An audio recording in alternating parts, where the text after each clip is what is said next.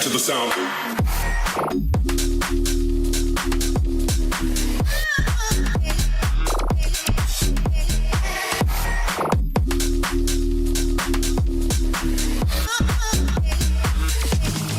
To the sound.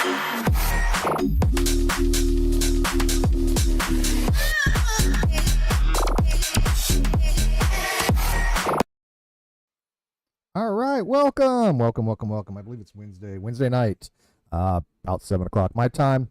I'll start a little early. I'd scheduled it for 7, but I made my coffee and I'm ready to go. So let's see what happens here and how it goes. So, anyways, for those who are following on Twitter, the topic of the day recently, I guess, obviously has been a lot with the transgender stuff, and I know it's a kind of a departing a little bit from the atheist philosophy stuff.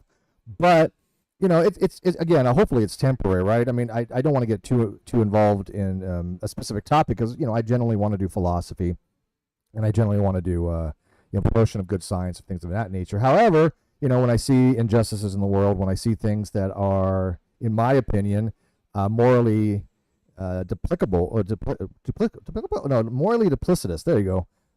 That's a good word, duplicitous. Then I will speak out about it. So. Anyways, there's been a lot of activity on Twitter. If you don't follow me on Twitter, then you're missing out. Hi, Bliss Chris. Yes, you get to make a live. Just got off work. If you want to join, I am live on Twitter in a space. I can invite you to come up. Just come on over, and you already have a Twitter account. I know you do. But I just lost my monitor there for a second. There we go. But come on in if you want to weigh in. It is a open space. I will invite people in. And if you can hear me drinking coffee here, it's glorious. I love my coffee. So, anyways, I in my adventures, so to speak, I came across this particular blog post. The person's name's Gemma Stone, and I had seen this before. It's not the first time I've seen it, but this is the first time I really ever give it any credence of how it feeds in to this transphobia panic stuff. That everybody's a transphobe, everybody is a bigot, everybody that disagrees with somebody else is some kind of phobia rather than addressing the actual issues that people have brought up. People know that I am a centrist. I am a moderate. I do not subscribe to any, political ideology. I'm not left-wing. I'm not right-wing. I'm certainly not far left, and I'm certainly not far right. Matter of fact, I would say that most of my opinions are the mainstream. If that makes me vanilla, so be it. Maybe the vanilla people in the world need to speak out a little bit more because the extremes out there, the bubblegum, raspberry, nougat, triple fudge, Napoleon kind of stuff, there seem to be having a lot of radicalization of people. And I saw this again, and I was like, yeah, this is how radicalization occurs. This is the cult manifesto, so to speak. So I thought I'd kind of go through it and show you guys how the changing of vernacular, the changing of the lexicon of society, the landscape of words usages affects everybody in every domain in every country. Because recently people have been like, well, why are you worried about European politics in the UK? And I'm like, I don't give a damn about European politics. But the ideological things that people are saying overseas in the UK especially are not confined to the boundaries of that country. These ideas migrate. They are social viruses, so to speak, and they will make it to America, but they're already over here. Matter of fact, UK. Let me get. Okay, Michael's already up here. Hi, Michael. Welcome back. Long time no see, man. We got to stop meeting like this, man. People are gonna start talking. Yeah, man. Yeah, it was. I just because I've had the flu for the last week, so I've just been laid up, pretty much just watching videos, and I can't be bothered reading or anything like that, or doing anything too intensive. So I came across this YouTuber slash TikToker called Mary Kate Delvey. Have you heard of her? Heard of her? Are you kidding? I mean, I'm in love with the woman, and I mean that metaphorically speaking. She is a breath of fresh air. I am promoting the shit out of her. She is hilarious. Like absolutely freaking hilarious. I just can't stop laughing, and it hurts to laugh, which is kind of masochistic on my part, like I'm hurting myself laughing, but she's hilarious. Yeah, she's fast when I'm becoming one of my favorite Twitter people. Yeah, we've talked a little bit. She definitely knows who I am. But yeah, I absolutely know. And she makes a lot of valid points. And I love the fact that she uses humor to point out that there's a lot of vitriol coming from a very specific type of trans rights activists. And you know, it's funny, Michael. Today, by the way, let's you know we are live on YouTube. So, but it is funny because somebody today was like, "Hey, why don't you argue about this, the Project 2015 or 2025 or something?" And I'm like, "Look, that's the fallacy of relative privation. That there's appeals to worse problems. I cannot attack every front. I don't have the wherewithal. I don't have the ability to look into everything. I deal with what I deal with. You deal with what you deal with. We all have our strengths. We all have our weaknesses. But it really bugs me when somebody comes along and says, "Hey, you know, talk about this specific stuff, right? Talk about that." Exactly right. Yeah, I can't do exactly it. right. And Ricky Gervais has joked about that, I think, as well. That, you know, like he was criticized for not talking about one particular issue. It's like, well, no, these are my interests. This is what I talk about. This is what I write about and read about. So I'm going to talk about these things, and there are other people that speak about those other things. Exactly. Why is that so complicated to people? Because I think we're living in an idiocracy, to be honest. Yeah, well, that was a documentary, a future documentary. It was a contingent, what's called subjunctive case documentary. It was based upon what they saw in the future. Yeah, because things that happen nowadays we would have never believed possible. Oh, like Faulty Towers, not Faulty Towers. Sorry, like, you know, Monty Python as well. You know, and Simpsons is a good example as well. You see a lot of things coming to fruition through, I think, people's intuitive understanding of human nature and watching trends go in certain directions. 100%.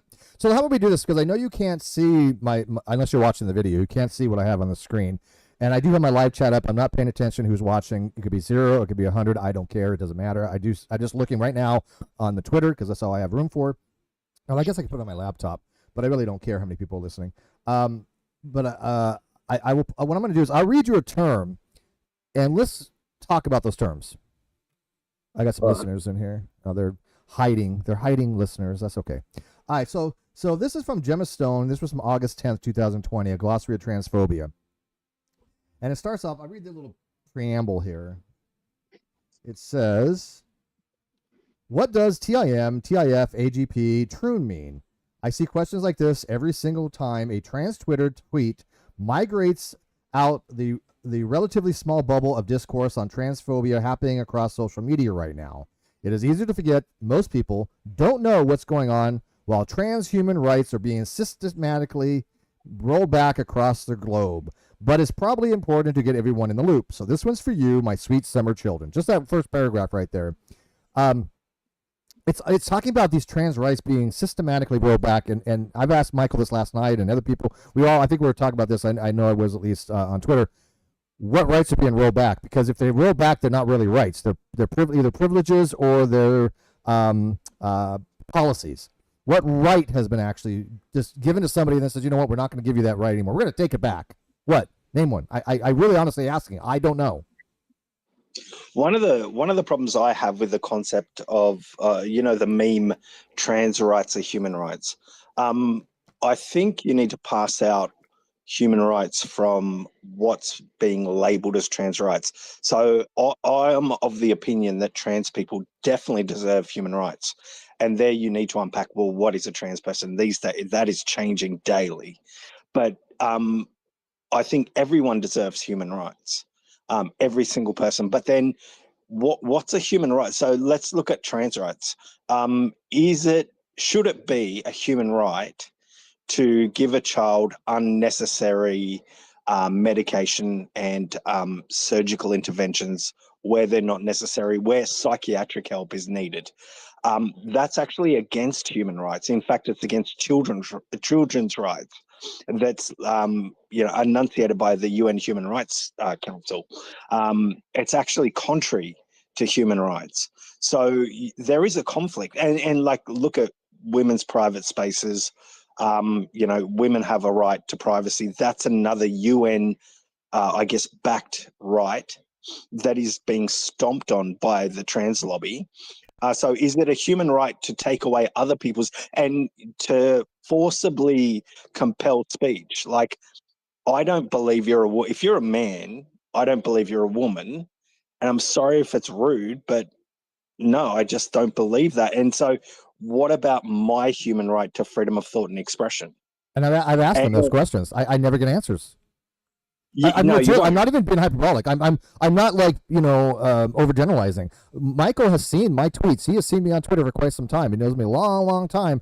Have you ever seen if somebody actually give me a rational answer to any of these questions? Because if they have, I don't recall it. Or I'm waiting for a rational answer to those sorts of questions myself, and So I've we're in the never same boat. seen one. I've Same boat. never seen one. Yep. Well, and that's why what's funny is even today, Michael. I said, hey, look, I can open a Twitter space right now. If I don't even know who this person was, right? But I was like, look, if you want to have a discussion, let's have a discussion. Oh no, I'm not going to do that unless it's private. I'm like, no, I'm not. I'm interested in any private discussions, especially after this person has maligned my character. That's very interesting because I've had the exact same experience, and what I've done in the past is I just copy and paste the private conversation to public. I'm like, no, But it's not fuck the you, you're not same. going to hide. It's not the same. I look. This is my view. If I have something to put out there, I want it criticized and I want to critique properly. Anybody who says I have an echo chamber has got to be out of their freaking mind. I don't know what else I can do to prove that I don't have an echo chamber. How much less of an echo chamber can I have? I mean, Well, I think concepts are being muddied, and I think concepts are being used as weapons in dishonest arguments. So echo chamber, for example, it has a legitimate function and really exists, right? And we're seeing it more and more. But it's being used in a way that's not genuine. And I would say this on both sides of the political spectrum. That's my opinion. I could be wrong. Yeah, no, I definitely agree. All right, so this goes on to say, without further ado, here's a list of terms and phrases used by transphobes, with how they are used and what they're used to mean. Hopefully, it will help you and countless others help to better others to better identify blatant transphobic dog whistles. Let's start simple. I love how they just took the dog whistle thing from conservative politics and racism, things like that. It's just they've adopted that to say, oh, look, if you use this term, it's a dog whistle. Dog whistles do happen. I do believe they exist, especially when it comes to racism. But they've co-opted that term to say, look, if you're using this term, it's a dog whistle. Okay, so let's start with the very. Go ahead. It's a quasi ad hominem guilt by association fallacy as well. Sorry, continue. No, absolutely. And that's what I love about what you put out there. Fallacies. You've actually studied sociology. You've studied these things. You, myself, and a few other people. I think we're excellent at really seeing fallacious argumentation. It's kind of what I'm at least kind of known for. I'm not an expert on it, but I'm a layperson who at least can say, hey, look, I've got enough under my belt where I can say this is a fallacious argument. Here's why, or at least give a counter argument. So this is the very first term that they define. And again, these aren't really prescriptive definitions. This is how they believe that people are using these terms. In this case, they get it right. So the very first one, Michael, is woman. Woman, right? And this is what they say about it: an adult human female. That to them is transphobic. That's actually correct, though. So yes, yes. I'm sorry, but that's reality. I'm a little confused on this. Why that's in there as being transphobic? If they try to redefine it to something else, a woman. I mean, if you say a woman, somebody has a vagina or something like that, that's not transphobic, but it's not really how we look at specific terminologies. A woman and man have been categorically throughout the history of the species and the man species. We have the male and the female of the species. So somebody tell me what is transphobic about saying woman is an adult human female. When Wikipedia, under woman, the very first thing it says, woman is, guess what? An adult human female. Is Wikipedia transphobic? It's outdated, Steve. It's outdated and aggressive, and it's transphobic. No, we're living in an absurd reality right now. Imagine this is what I think of because I've studied cults in depth, right, and religions. Imagine if Scientology won the discourse in society. Right. Yes. It would be. I don't know how to pronounce this. Scientological phobic. To say that human beings have a mind, not thetans. They're not made up of thetans that are these ethereal. Like you're committing a genocide against Scientologists if you don't agree with thetans and their belief system. This is a complete bullshit argument. But the thing is, the trans fucking religion, which is just part of a larger religion, wokeism, the trans religion has captured all our institutions, every one of them. And so now, when they claim that you're genociding against them and you're erasing them, they're using Hamas-like tactics. They're using people as human shields to protect an irrational and illogical ideology. But that's my opinion. No, I think your opinion is spot on. Matter of fact, it's funny. I had mentioned the word social Scientology or something like that, and a video happened to come up on my YouTube, and I don't know if it's like Google listening or whatever, but you know how that is. You talk about a certain thing and it just comes up, right? And I happened to watch the video. It wasn't very long, but it reminded me that back in the years ago, I had Ron Miscavige on, which is Dave Miscavige's dad, as a guest. Ron Miscavige is the father of the leader of the Scientology Church, and we were used to I've come across him. Nice guy, great guest. We talked about Scientology before, and I had mentioned today that a lot of people are using transphobia to mean subversive person. What's the difference? 100%. Yes, it's just different language, but it's the same cult tactics. I listened to as I revisit the fact that I've got a flu and I'm a man, and I like to mention that I'm suffering, so I have a man flu. We're babies when we're sick. Men are babies when we're sick. We admit it. Totally. I'm totally. I put my hand up. I am. But last night I was listening to a lecture by James Lindsay, and I've posted that lecture with the picture of Stephen King's It, Pennywise. It's about queer theory, and you really, I think you'll enjoy that, Steve, because I think you've got the sort of mind who can actively listen and understand those concepts he's talking about. Whereas I think it's gonna go over a lot of people's heads. Yeah, link it to me. I will definitely read it. I'm a huge fan of James. Go through my timeline. It's there. It's about queer theory, and it's about the way in which it is definitely a cult. And I think James does a fantastic job of, I guess, enlightening people as to its pervasiveness. Yeah. James was definitely recommend. James was a great guest too. He came on to talk about the things that he and Bogosian did with the writing of the fake papers. Yeah, that was brilliant. Brilliant. A lot of people criticize him for it, and I was like, why? He exposed something. I was like, that took brilliance, man. All right, so the second term is adult human female. Okay. We're back to woman. We're back to woman. See woman, right? Little circular, but that's okay. This is what they say about this. She says, this is applied very strictly in what they would call a biological sex sense, specifically for the purposes of excluding trans women from the previous definition. Yes, you're right. I agree with that. It is exclusive of that because I'm sorry, but you cannot change your sex. You can change your gender expression, but not your sex. This coupled with the fact that many transphobes use this phrase to call trans men women and also to erase non-binary people makes it extra transphobic. Ooh, a little hyperbolic there, a little extra transphobic. So here's the thing. The vast majority of trans people I know, the ones that I associate with, the ones that I consider to be actually even friends, I don't think a single one of them actually believes that they're a woman. They have the gender dysphoria, don't be wrong, and they do have those thoughts that they're a woman. That absolutely is the case. But they don't force that on anybody, and they don't say that they're ontologically a woman. Not a single freaking one of them that I know does this. No, agreed. The ones I know as well, the trans people I know and the parents of trans people I know also are aware of this fact and have no shame in saying it. So, and nor should they.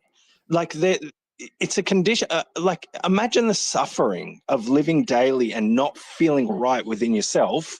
We need to be having compassion for these people. Absolutely. But then changing the language to try and alter reality to project a performative sort of compassion, which turns into a weapon for an ideology, it just does them more harm. And a lot of the sane trans people are speaking up and going, please do not include me in all this bullshit. And I don't blame this. It was funny because the LGBTQ kind of want to separate from the T, or mostly it's the LGBT separating from the TQ+. There's a whole movement for that. That's the hashtag LGP something cut with GQ plus. I don't remember the hashtag is, but it exists. And yet, what about the actual trans people that want to get away from that kind of ideological, authoritarian, believe like me or you're a transphobe kind of thing? There are good trans people out there. What do we do for them? How do we help them? Because they don't want to be a part of that shit either. I think we need to amplify their voices wherever possible. I think like most normal people, they don't want to be fetishes, like turned into fetishes, right? Or turned into victims. They're not victims. They have a condition that needs proper treatment, and I think love and compassion is the best way to go. But not when I say love and compassion now, those two words have so much baggage thanks to wokeism. If I say love and compassion, it means, Steve, you're cancelled. Right. I'm going after everyone that disagrees with me. I'm going to try and get them fired. That's love and compassion these days. But I'm talking about old school love and compassion where we accept people for who they are. Yeah, matter of fact, they've done that to me numerous times over. I mean, it's ridiculous. But yeah, I agree with you. Matter of fact, like Jessica Gill, I saw her on Jubilee and I amplified her voice because she wasn't getting a chance to speak. They were shutting her down, and I wanted to hear what she had to say, and we became friends instantly. Instantly. Yeah, I've seen trans people accused of transphobia. Oh yeah, Buck Angel was saying that today. He was like, they're like, oh, you have internalized transphobia. Are you out of your mind? This man has led the charge, and I'm happy to call him a he. I got crap the other day for calling somebody he because they're trans man. I'm like, look, I will use pronouns the way I see fit. If they present as masculine, like Buck Angel, I'm going to use he. It makes sense to. It seems confusing to call her, him as she. It just does. I don't care. It's not a hill I'm going to die on one way or another. But he's like, how do I have internal transphobia when I've been the one, leading the charge in this stuff? It's insanity.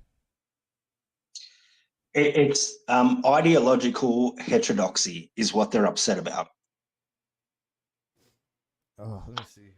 1 second here. Okay. She goes on to say, I'm assuming it's a she. I guess I don't know. But by the way, outside, let me know if you can see this. It looks like it's legible to me, so I can read it. But if you can't read it, let me know. I'll make it bigger. But yeah, my live chats, they love Jessica, they love Buck. I've never had Buck on the show. Maybe one day. I mean, he definitely knows of me, but we never really communicated that much. Just in passing. She says both AHF, adult human female, needs an acronym. AHF, really?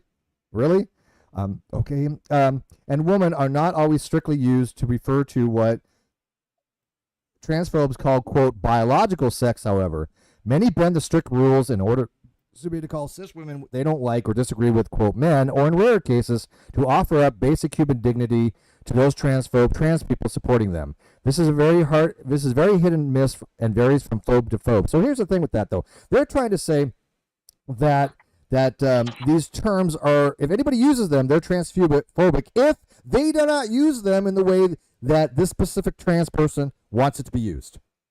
Period. That's authoritarian. Yeah, it's just it's submission. That's what they're really after. The trans lobby and the activists, they're after submission, total submission. Yeah, if you don't give, you're vilified. You're a suppressive person.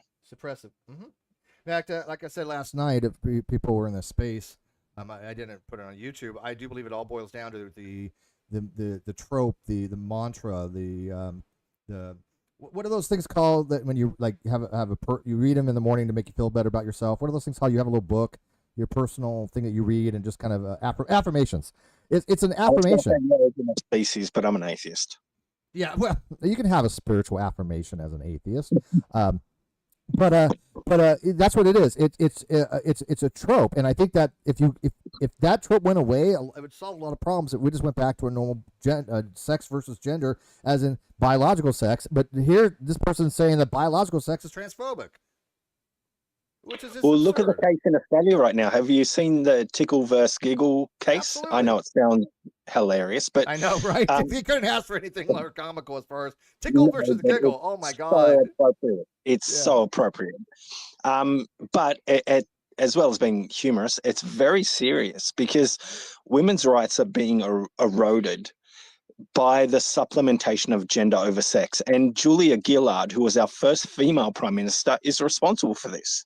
She changed sex to gender in terms of women's rights.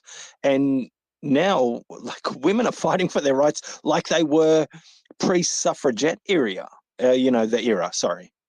Well, there are people that want to overturn women's suffrage and what is it, the 19th Amendment? Was that? Or was it the 16th? Women's right to vote. Was it 16th? I don't remember. It's not 16th or 19th, but they want to overturn that. It's weird. And even women are going for it. It's like, huh? Mm. They are, and I think they're doing it because I think there's good faith actors, and I think there's also bad faith actors. I think there's a combination of both. But yeah, anyway. Okay, so it goes on. Yeah, no, absolutely agree. I am multitasking here, so forgive me. All right, so then the next thing they define or they talk about is, guess what? Biological sex. You're gonna love this one, man. You're gonna love this one. Biological sex. Birth sex from within the confines of the binary model.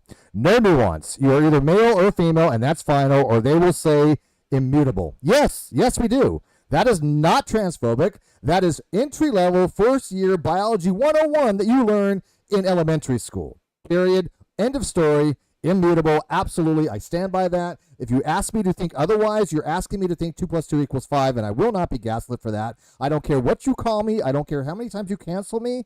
I don't care. I will not ever capitulate to say that 2 + 2 = 5, or that's something that I know for an absolute fact, ontologically, that can be proven beyond any reasonable doubt by evidence and facts, is not the case. It's not going to happen. It's the 19th. Somebody said 19th Amendment. Yeah, 19th Amendment. Thank you. My confusion, deep confusion, comes with I see atheists, and this is where I'll give it to you, agnostics, right? I see atheists in one post championing, like promoting Darwinism, evolution, and on the other saying sex is a spectrum. Right. How would evolution work if sex was not binary? That's my question. You can't. Natural selection doesn't select for that. Natural selection can only select on a phenotype on a non-neutral mutations. You can have neutral mutations, for genetic drift, but natural selection has to have something that's positive or negative with respect to the environment. That's based on your phenotype. So, exactly, yeah, and I don't get it. How do they reconcile that cognitive dissonance? I don't get it. I don't think they really think about it. And you know what's funny? I have noticed this. When anybody has cognitive dissonance on Twitter, when I ask them something they don't want to answer, one of two things happen. Either they switch gears and they go into NPC mode and they just start, like going into their script. 2, they block me. Or 3, they never answer. Every single solitary time. Now, I have a question for somebody. Or somebody has a question for me. So Watcher says, is there any way you can adjust your mic? It's blowing out and hard to... Okay, thank you. Well, I wish my mod would have told me that, Kimo Maki. Yeah, I can adjust it. Is that better? Let me know if that's butter right there. That should be butter.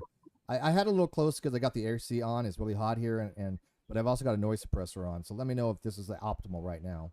Okay? I know Michael's going to be a little louder than me, I think, though. But that's normal. It's just because of Twitter. That's my nature. Yeah. All right. She goes on to say, this is even applied to intersex people, and the phrase, quote, intersex people are still either male or female, isn't hard to come by online. This despite intersex advocates stating unequivocally that the strict cultural enforcement of the... hang on, my monitor has an issue. 1 second. There we go. The strict cultural enforcement of the binary model of sex is part of the introphobic world that leads to the intersex children being subjected to intersex genital mutilation without their consent or sometimes even knowledge. What a hodgepodge of words here. That weird for me to even read because I'm going to read this again because this seems really weird and maybe it's me, but I'm going to read it as written, okay? This is even applied to intersex people, and the phrase, quote, intersex people are still either male or female, isn't hard to come by online. This despite intersex advocates stating unequivocally that the strict cultural enforcement of the binary model of sex is part of the introphobic world that leads to the intersex children being subjected to intersex genital mutilation without their consent or sometimes even knowledge. I think that's a very weird worded paragraph there. But when you say that intersex people are either male or female, that is a fact. Show me otherwise. And notice, this is a pattern I've noticed. They always fall back on standpoint epistemology. They always fall back on that and there is a role for standpoint epistemology, but not to the degree these people take it. So they're like, well, what are trans people, what are trans kids who are 4 years old saying? We need to listen. They're the ones who know. What are intersex people saying? They're the ones who know.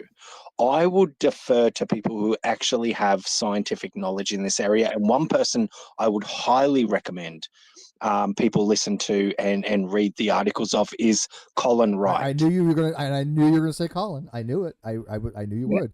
I think he lays it out very brilliantly. He's very mild. He's obviously liberal, politically. Yeah. But he's a biologist. He's an evolutionary biologist, and he explains the intersex condition as essentially an aberration. There's not a judgment word. This is an evolutionary fact. It's an aberration in which it's a mingling of the two sex types into one body. And it happens. Absolutely. And I don't want to use the word deformity, but it is. And that's not a judgment call either. I did the math, and it came out to 0.0006% of the population in America. I mean, it's so nominally small. And it's been blown up as if it's like 50%. It's so small. They're pretending it's like everywhere. It is not. I did the math that people that have gender dysphoria, that have that have some kind of DSD, which the maximum for DSD is 1.7% in America. Okay, which is still very small, but even then, it's minor stuff. Okay, it could be very, very minor that you wouldn't even notice, and they would call that DSD. DSD.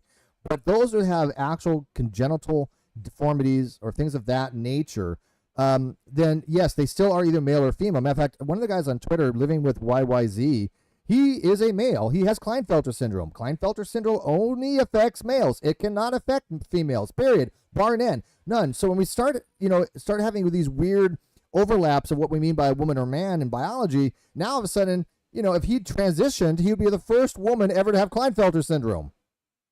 Yeah, I mean, and it impacts the level of healthcare people are given access to. It hurts their access to healthcare. It really does. It really does. And again, the healthcare that they have access to, again, for these kind of things are, to me, psychological. Psychological counseling should be the first and foremost. That's what the CAS recommendation was, which we all knew that the CAS recommendation was going to do that. I read the interim report, which was well over a year ago. That was the direction it was heading, and then the finalized version of the CAS report said exactly that. Psychological intervention should be the number one course of intervention before you start prescribing things like puberty blockers, hormone replacement therapy, or start cutting out body parts. That's transphobic. Oh yeah, you're right. Yeah. Like adequate health care for the most vulnerable people is transphobia. Like, think about that for a second. That's psycho. But here's the thing: it's becoming so prevalent in the trans community. It's like they keep amplifying this rhetoric where everybody's saying it, and then nothing is being discussed. I can't get anybody to explain any of this stuff to me. I mean, I had Planner Walk on the other day, who I consider a friend. She's transgender. We get along. She has some very good points I listen to. I think that I made some very good points. She still thinks, anybody who doesn't agree with her is transphobic. I'm transphobic. Everybody's transphobic. But she didn't say to me anything that I that ever would change my mind anything. It never even come close. They're not good arguments. Well, they've got no logic or evidence behind their claims, like most cults, all cults and religions, I should say. They're arguing from a standpoint epistemology. They're using every illogical argument in the book, whether it's guilt by association fallacy, every different type of ad hominem. It's just, there's no logic. And that's what grinds my gears when I read these illogical arguments. I get cognitive dissonance. I'm like, this is bullshit. Like, this argument is disingenuous. It's not based in thought. It's just a meme being repeated. That's all it is. But it's like I said, it's amplified over and over. Ryan is in here. Hey, Ryan, feel free to speak up if you wish to join. Hi, Ryan. I can't hear you. Ryan, speak. I've got the flu. I can't talk much more. All right. Well, I'll talk a little bit and then I'll get your opinion on things, Michael, because I don't want to like stress your voice out. Bliss Chris says, Steve, all my questions were ignored this last week on Twitter. Let me rephrase. Anything they knew they couldn't answer without sounding like a typical ass or stupid was ignored. Yeah, and that's it. They ignored me. I'll give you an example, Bliss Chris. Somebody, I don't know who they are, a random person, was like, hey, because okay, you're familiar with Sophie Molly, right? The Green Party over in the UK, the social, what is it, socialist? Oh God, yeah. Yeah. Yep. So, I had asked her, and I'm going to be polite. I'm going to use her. I know people give me crap for that. I don't care. Don't look. My view is this: if I'm not going to pronoun police you, don't pronoun police me. It just 100%, stop it. 100%, Steve. Like, if you want to use female pronouns for a man that identifies as a woman, that's your right. Right. And it's the woman's or the man's right to identify themselves in any way they choose. Let's stop policing each other. Oh. Let's, yeah, 100%. It bothers me. It bothers me. It just, I'm using she because that's how she presents, not for the person itself, her, themselves. And it just makes sense to me to do so. But like you said, it makes sense. That's your human right, Steve. That's your human right. And I get it. But here's the thing: I will say she, and I will get 15 people he. I understand this. Stop it. It's annoying. And I do believe Sophia is a predator. Supernatural Crime with Nikki says Sophia is a predator. I do believe so, but I don't know to what extent. But something's wrong with her. I can't put my finger on it. But she's utilizing the platform, and especially hijacking the trans community for her own agenda. And I do believe that her agenda, and this is my personal opinion, but I do believe her agenda is absolutely grounded in sexual fetish. Sexual fetish is 100% in sexual fetishes. 100%. But I was on her post and I had asked her because she had said something like all these people telling her, sending her death threats and all these things, wishing her violence, which absolutely is horrific. And she's, so I said, would you condemn all these trans people that are wishing the violence on, breeders and cisgender people, blah, blah, blah. And somebody had wrote to me, well, what about these people that are, saying these things about trans people, that they should, be executed or whatever. Do you condemn that? I'm like, unequivocally. I'm like, hells yeah. I'm the one that's arguing with Kent Hovind that we shouldn't throw gay people off buildings, for God's sake. Absolutely, I denounce that. I openly denounce it. If you wish harm on a gay person or a trans person for who they are, you're a sick son of a bitch. 100% sick son of a bitch. I think you're in the majority. I think you and I are in the majority. I think most of us just want human rights for everyone to live their best life and be happy. But it's all conflated and mixed now. It's toxified. Absolutely. Then she goes on to say, this would have been good for the non sequitur show. I should put this on non sec. One of these days, I'm gonna have you on non sec, Michael. We're gonna talk about this on non sec. So next one is male behavior, male aggression. She says these phrases and ones like them, such as questions like, quote, why don't you behave like a woman, essentially amount to just saying someone isn't behaving within the bounds of what they believe a woman should be like.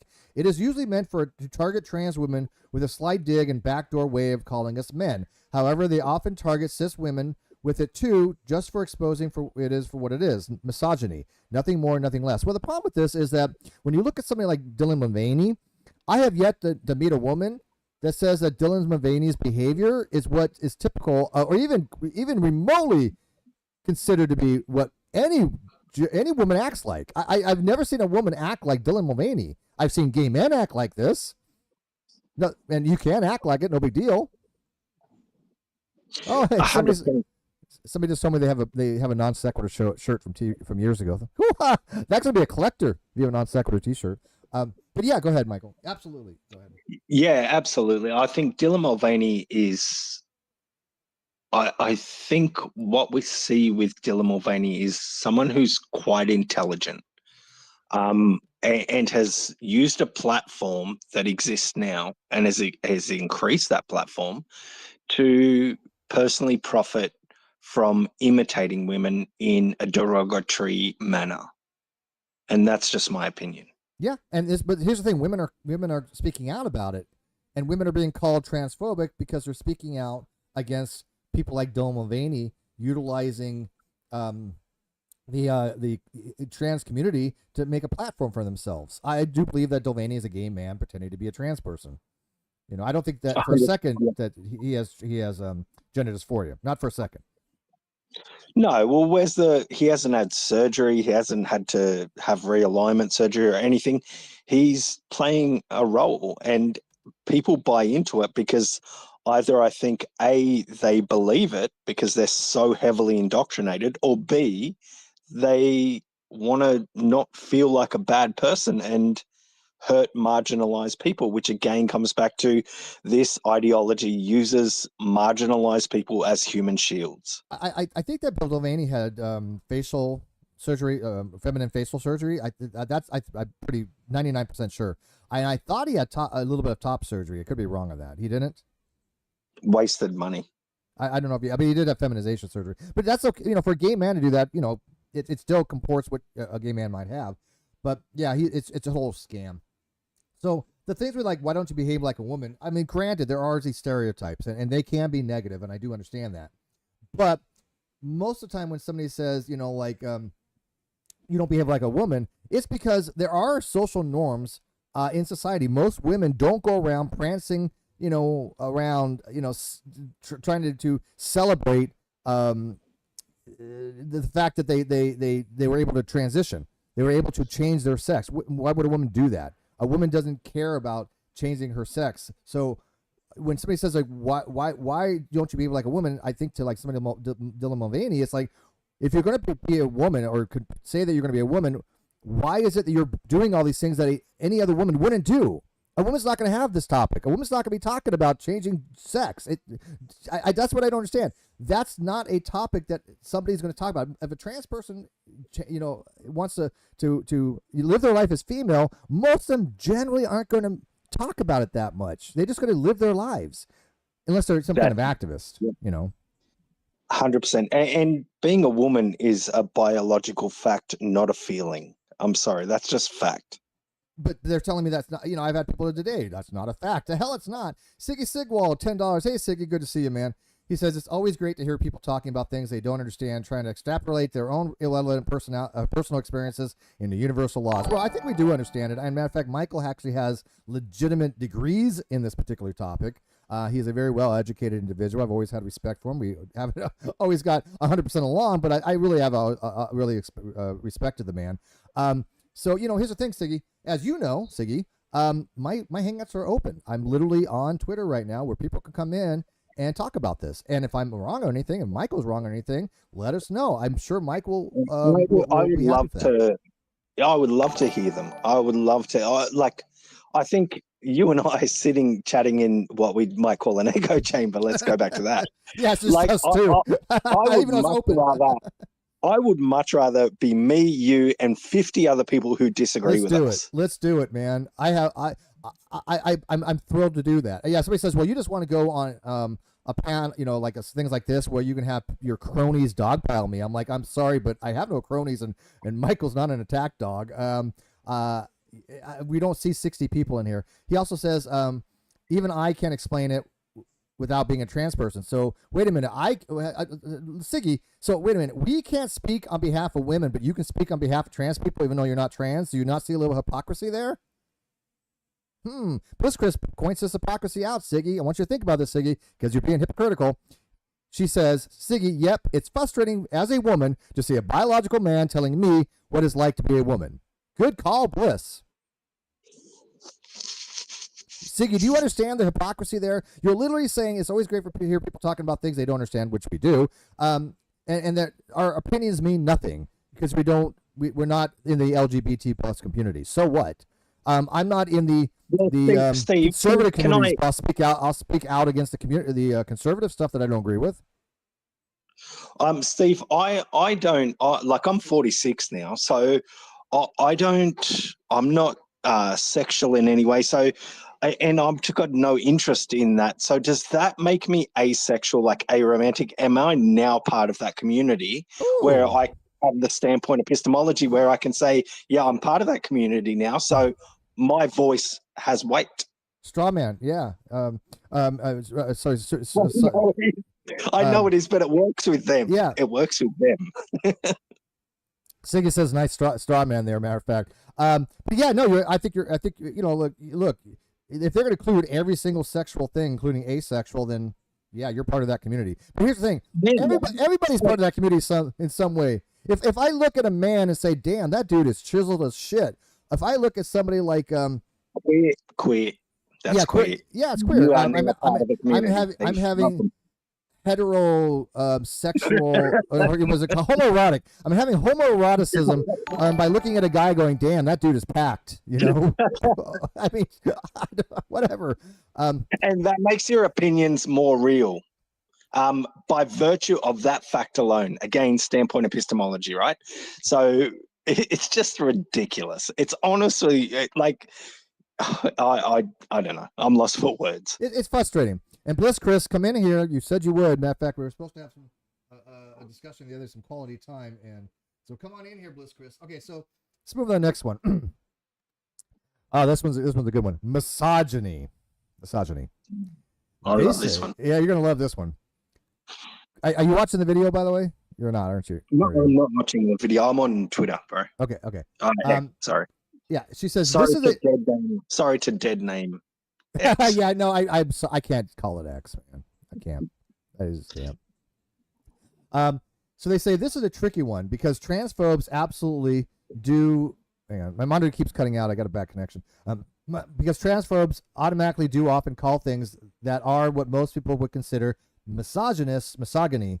I can't say they don't, but even a broken clock is right twice a day, and transphobes most definitely are a broken clock. So yes, whereas they do use this word as most people would, they use it in bad faith to dismiss good faith criticism and attack opposition of the bigotry. Opposition in itself refers to misogyny. You can apply this to almost any kind of the words used by transphobes, such as lesbophobia, that's lesbophobia, and homophobia, largely levied against anyone, including the trans women and NBs as lesbians or trans men, and NBs as gay. There's also intraphobia, levied against anyone who even mentions that intersex people don't fit their rigid views either. I've even seen Islamophobia used in this context too, because there are some Muslim women who are also transphobic. Therefore, it is supposedly Islamic phobia to say that or something. So here's the thing with misogyny. If somebody's a biological male and they're invading women's spaces, then telling the woman, if you don't like this tough crap, smile, be happy, smile and just take it. You cannot do anything about it. I am going to call that misogynistic. I don't like using these hyperbolic words because most of them are overutilized by far. But there are there are specific instances where misogyny and misandry do exist. They are not isolated, to very small specific categories. Misogyny can be all over the place when you say things like, I am a trans person, therefore you have to listen to me. I am a trans person, you have to shower with me. I am a trans person, I can join your dating apps. I am a trans person, I can compete with you in sports. That is a misogyny because you're telling the woman, shut up, we don't care what you have to say, I'm going to dominate you. And I hate to say that as a male because I hate when men do that shit. I really do. That is misogynistic. I don't like the whole alpha male crap. What else would you call it? Guy walks into a change room with his cock out and says, relax, ladies, I'm a woman. Like this issue, I think, was different over 10 years ago. My opinion has changed since over 10 years ago. And it's just my opinion. I'm a man. I've got no skin in the game. I've got no right to say what women should and should not accept in their spaces. And any man who does that, any man who says, hey, ladies, this is what you should or should not accept, that's where standpoint epistemology comes in and I think has some legitimacy. It's not my place to say what women should and shouldn't accept in their spaces, right? But over 10 years ago, when you had legitimate gender dysphoria cases where people were fully transitioning, and again, okay, it's going into a difficult topic, but like, for example, Blair White. Have you come across Blair White? Of course, dude, come on. I know all the players. in a male space, I can't see Blair White fitting in. Whereas in a female space, I think Blair would be much more appropriate, right? Yeah. I And don't believe in absolutisms. I don't think that the solution is absolutism. I don't think it should be strictly exactly. by bio, your biological category. There are exceptions to everything. This is why I kind of diverge from like Billboard Chris a little bit. He's very black and white thinking. I'm not, because black and white. A lot of them are. And I Yeah, I don't think like that. over 10 years ago, this wasn't much of a problem, except for amongst nascent, like religious fundamentalists, right? They were the ones upset about, transgender people in women's bathrooms, etc. But now I think the situation has become where inclusion, quote unquote inclusion, has become the norm. And you've got autogynephiles, you've got, men just fucking cross-dressers, fetishists. These people are now being allowed into women's spaces, and you are seeing the chaos of that result.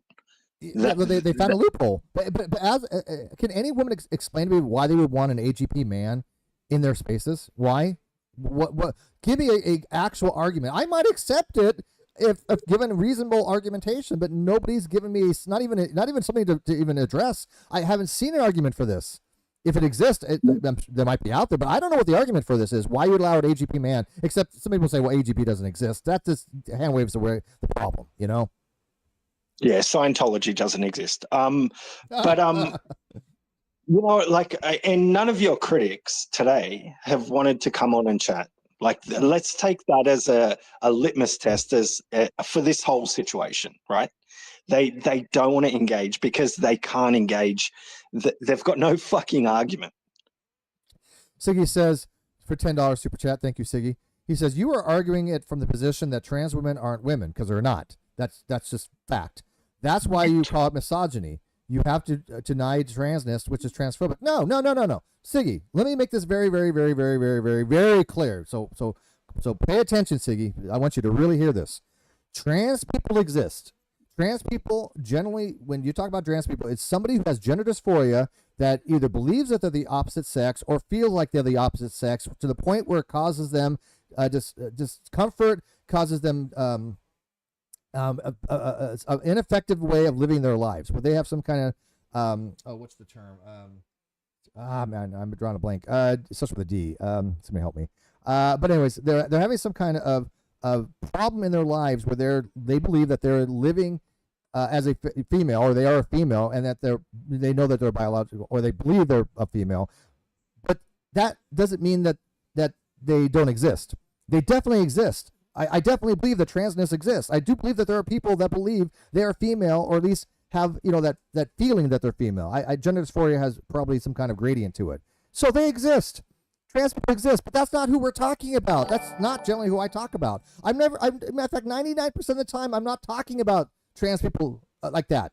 What I'm talking about are the AGPs that have violated women's spaces by claiming that they're female, or the Dylan Mulvaney's of the world, or the Jeremy Marshes of the world, or the Jennifer Yanives of the world. The people on Twitter that say, look, you have to believe trans women are women or you're transphobic. Those are the ones that I'm talking about. I'm talking about the trans people that want to have, graphic sexual materials in kindergarten. I'm talking about the people that think that it's okay for children to have body parts removed. Those are the ones I'm talking about. But that's an ideology. The fact that trans people exist, God bless them. Absolutely, I'm all for it. If you want to live your life like that and you're able to do it, go for it. I'm not trying to stop anybody from doing that. Sticky says, or worse, you're confusing.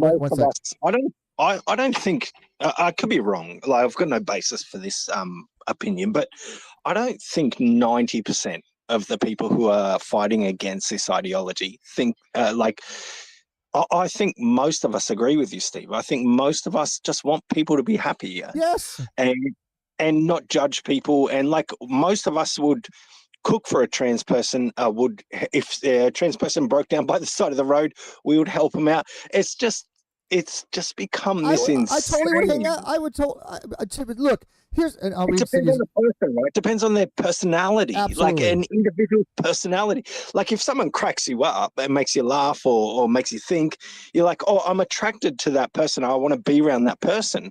I think Blair White is a great example. Like uh, he, she, whatever you want to use, um, very intelligent, very, very intelligent Super, and very super thought smart. Yeah. provoking, right? I Yeah. would fucking love to spend time with Blair and just Absolutely. hang out and shoot the shit, right? Does that make me transphobic? And here's the Like, thing, isn't it should be by the person? I don't care if a person's black, white, tall, short, fat, skinny, um, gay, straight. I don't care if they're a good person. Let's go hang out. Let's go have a beer. I have all type. 100%. I mean, my roommate's a black lesbian for God's sake, or not? Let me say black bi, black bi. I mean, it's like she's my dearest friend. I love her to death. I would do anything for her, and she knows this. Matter of fact, it's probably sad that she knows it. You know, but how am I, against the LGBTQ plus or something like that when I'm living with somebody who's a member of it? Steve, you're a critic of the ideology. That's I'm where clear to that it's area. at. Yeah, Siggy says for That's $5 more where it's at. or worse, you're confusing sex with gender, which is not the position of the majority of academia. Siggy, here's the thing. I do not. Matter of fact, I've written on Twitter extensively the differences between sex and gender. I think that I've actually shown people that while I don't have academic qualifications like Michael would, I have, at least as a layperson understanding, a pretty solid foundation of these terms, and I've written about the distinctions between sex and gender, and I've had numerous topics, video topics on that particular things. So I guarantee it, I do not confuse sex with gender. I don't even know how anybody could even say that. It's just Yeah, absurd. again, I studied gender studies at university in my sociology degree, and there is a conflation that's constantly made. You're confusing sex with gender. All right, in some aspects, that's a correct statement. In others, it's not. In the most important aspects, it's not. So, gender roles are society's expectations based on sex. Gender identity is your sex. And so conflating those two things is causing all these Yeah, problems. I'm okay with that. Yeah, but when do I confuse the two? No, not you. I'm saying this Oh, is okay. the Yeah. general conflation that Yeah. exists No, in the I discourse. right. But I have never made those I haven't had that conflation. So, Still Watcher says, I'm going to assume Steve may be saying that there are males, so therefore he sees it as misogynistic. Yes. Not that they're not their gender. I can see how people take offense to this. Not I don't, because and he goes on to say something else, but it gets cut off. But here's the thing. I say it's misogynist. Gender is an equivalent concept to the soul, right? So, like Helen Joyce has said, it's a sexed soul. Once you understand that gender is an abstract, almost superstitious concept, but yes, grounded partly in reality. The I think it's a difference, useful. I main think it's a difference, useful term. It's a useful term to it have. can be. Yes, it can be. It can be. But to take the absolutist position where, okay, you're conflating sex and gender, no, you conflate, what they're conflating is gender roles with gender identity. In other words, gender roles with sexual identity. That means if my son goes to school with his sister's pink socks, do I take him to get his dick chopped off tomorrow? Yeah. Do Yeah. you know what I mean? Exactly. No. Yeah. Yeah. No, of course not. Um, She goes on to say notable examples in this category include troon, which is actually quite an old slur for trans people among dedicated transphobes. I have never used the word troon. I just not. I've never had a reason to use it. It's largely fell out of use thanks to being an obvious slur. However, it is making a comeback on social media as dedicated transphobia becomes more mainstream. Previously, there was also MTT, male to transgender, which again is yet another attempt to avoid calling trans women female via MTF, male to female, a term which has lost a lot of its popularity and use in the last 10 years. I use male to female because that's what it is. They're trying to change their gender from male to female, but that doesn't change their sex, and that's what I've always been trying to tell people. You want to present as female? That's fine. You're transitioning to present as female. You can have cosmetic surgery. You can have hormone replacement therapy. You can have facial feminization surgery. That doesn't matter.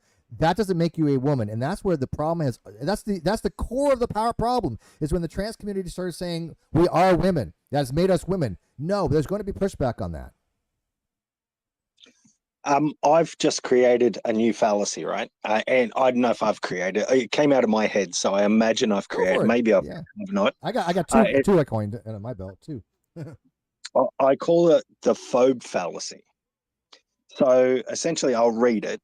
The phobe fallacy utilizes intellectually dishonest psychological projection to illogically and unfairly discredit and smear a critic as phobic of a marginalized group in order to dehumanize the critic, to create a social phobia around them, thereby illogically discrediting their valid arguments. It is in the family of ad hominem fallacies, employed to circumvent logical, reasonable, and good faith arguments by using members of the specific group as human shields and martyrs in order to protect and evangelize an ideology or set of illogical and or harmful beliefs. Yeah, I know absolutely. it's a mouthful. It is a ad hominem fallacy, completely. Because I get it all the time. You're a transphobe. I'm not going to talk to you. I have had probably 20 people respond to me on Twitter and block me before I even respond to them. Oh, transphobe, block. That's how you make an echo chamber. Look, here's the reality. If I was an actual transphobe, show me how, and then maybe I'll change my mind, or even better, expose me. Expose me for a hateful bigot that I am by saying that men are men and women are women, biologically speaking, and that we shouldn't mutilate kids. Show me that that is transphobic, because I can guarantee it that it's not. And anybody who thinks otherwise, I believe, has been indoctrinated in this weird gender cult to believe that cats can change to be dogs. It's the same thing like Ken Hovind. Show me a dog. Show me a dog becoming a non-dog. It's the same exact argument. Steve, I've got a friend. He's a longtime friend. I've known him for years. He's got a son in primary school right now, who identifies. The son's friend identifies as a cat. So the teacher has had to put a litter box in the back of the classroom for this kid. This kid is pissing and shitting in the back of the classroom. I don't believe it. I can't. Is that really happened? I've heard. 100%. I've heard. This is according to my friend. According to my friend. Yeah, I don't. I would have to have. I'm a skeptic on that, man. I just cannot believe that. That's. I was as well, and I was like, "Can you please take photos and send them to me? Because I want to see these photos." Yeah, I'm a little skeptical of that. Then they go on to say trans women / trans men, and this is what they say about it. This one is kind of subtle, and even many within the community don't understand the significance of it. Oh, I guess they're going to tell us the significance. I remember once even being shouted by other trans people when I used it stupidly. I got defensive. Though I've since learned I was wrong, and now encourage others to the proper usage. Trans man, trans woman, trans man, with a space rather than without. How is that okay, let me wrap my head around this. They believe that the proper usage of trans man, trans woman is trans space man / trans space woman. In other words, you should have a space in there. That's a proper usage. By proper usage. By what standard? But what metric? Where has the grammar police came out and say, if you want to properly use the word trans woman, they'd have a space in there? Who makes this shit up? Oh, that just gave me. I was like, I've got the flu, Steve, and that just made me sicker. I've never heard of that one before until I read this. I've never heard that in my life. That this person's just making shit up as they go. Yeah, I think, and this is the point. I think they're making shit up as they go, and I think what's going to happen is, I can't remember who said this, whether it was Woke Distance or someone. The woke are going to eat themselves eventually. They'll fight themselves on those things, and they will eat themselves. They did that with the atheist community. You and I were both there for that. We were intricately a part of that. Thank God I'm not anymore. Yeah, me either. And it's scary because I support a group, Atheists for Liberty. You're familiar, obviously, with Atheists for Liberty. I don't know if you remember. I'm on their advisory board. Oh, yeah, that's right. Yeah, that's right. So you're familiar with. Yeah, of course. I remember now. Yeah, and so I am a member of AFL. Thomas Sheedy, great guy. He's lovely. He's such a lovely guy. I don't know how anyone can hate him. He's impossible to hate. I hate him because he's super smart and he knows a lot more shit than I do, and it bugs the crap out of me. He's right. But yeah, I respect Atheists for Liberty. So when people say, "Well, Steve hates the atheist community," no, as we all discovered, I don't like certain people.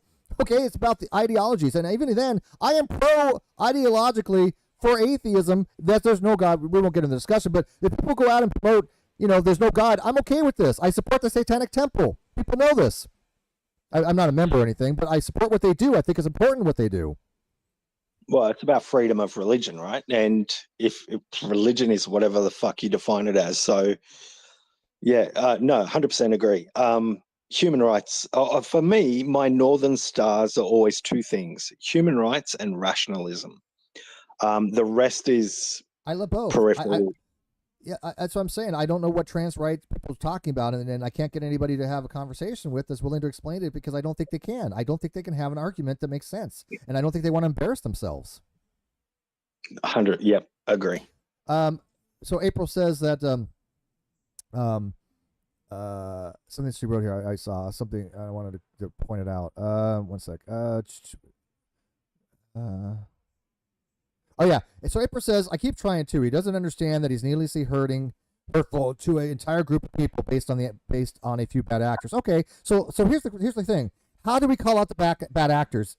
How do we call them out without hurting the other people? When we specifically say we're not talking about those other people, when we specifically say there are good trans people out there, there's a matter of fact, the LGBT community was very, very strong in just wanting equality. Treat me the same as you would anybody else.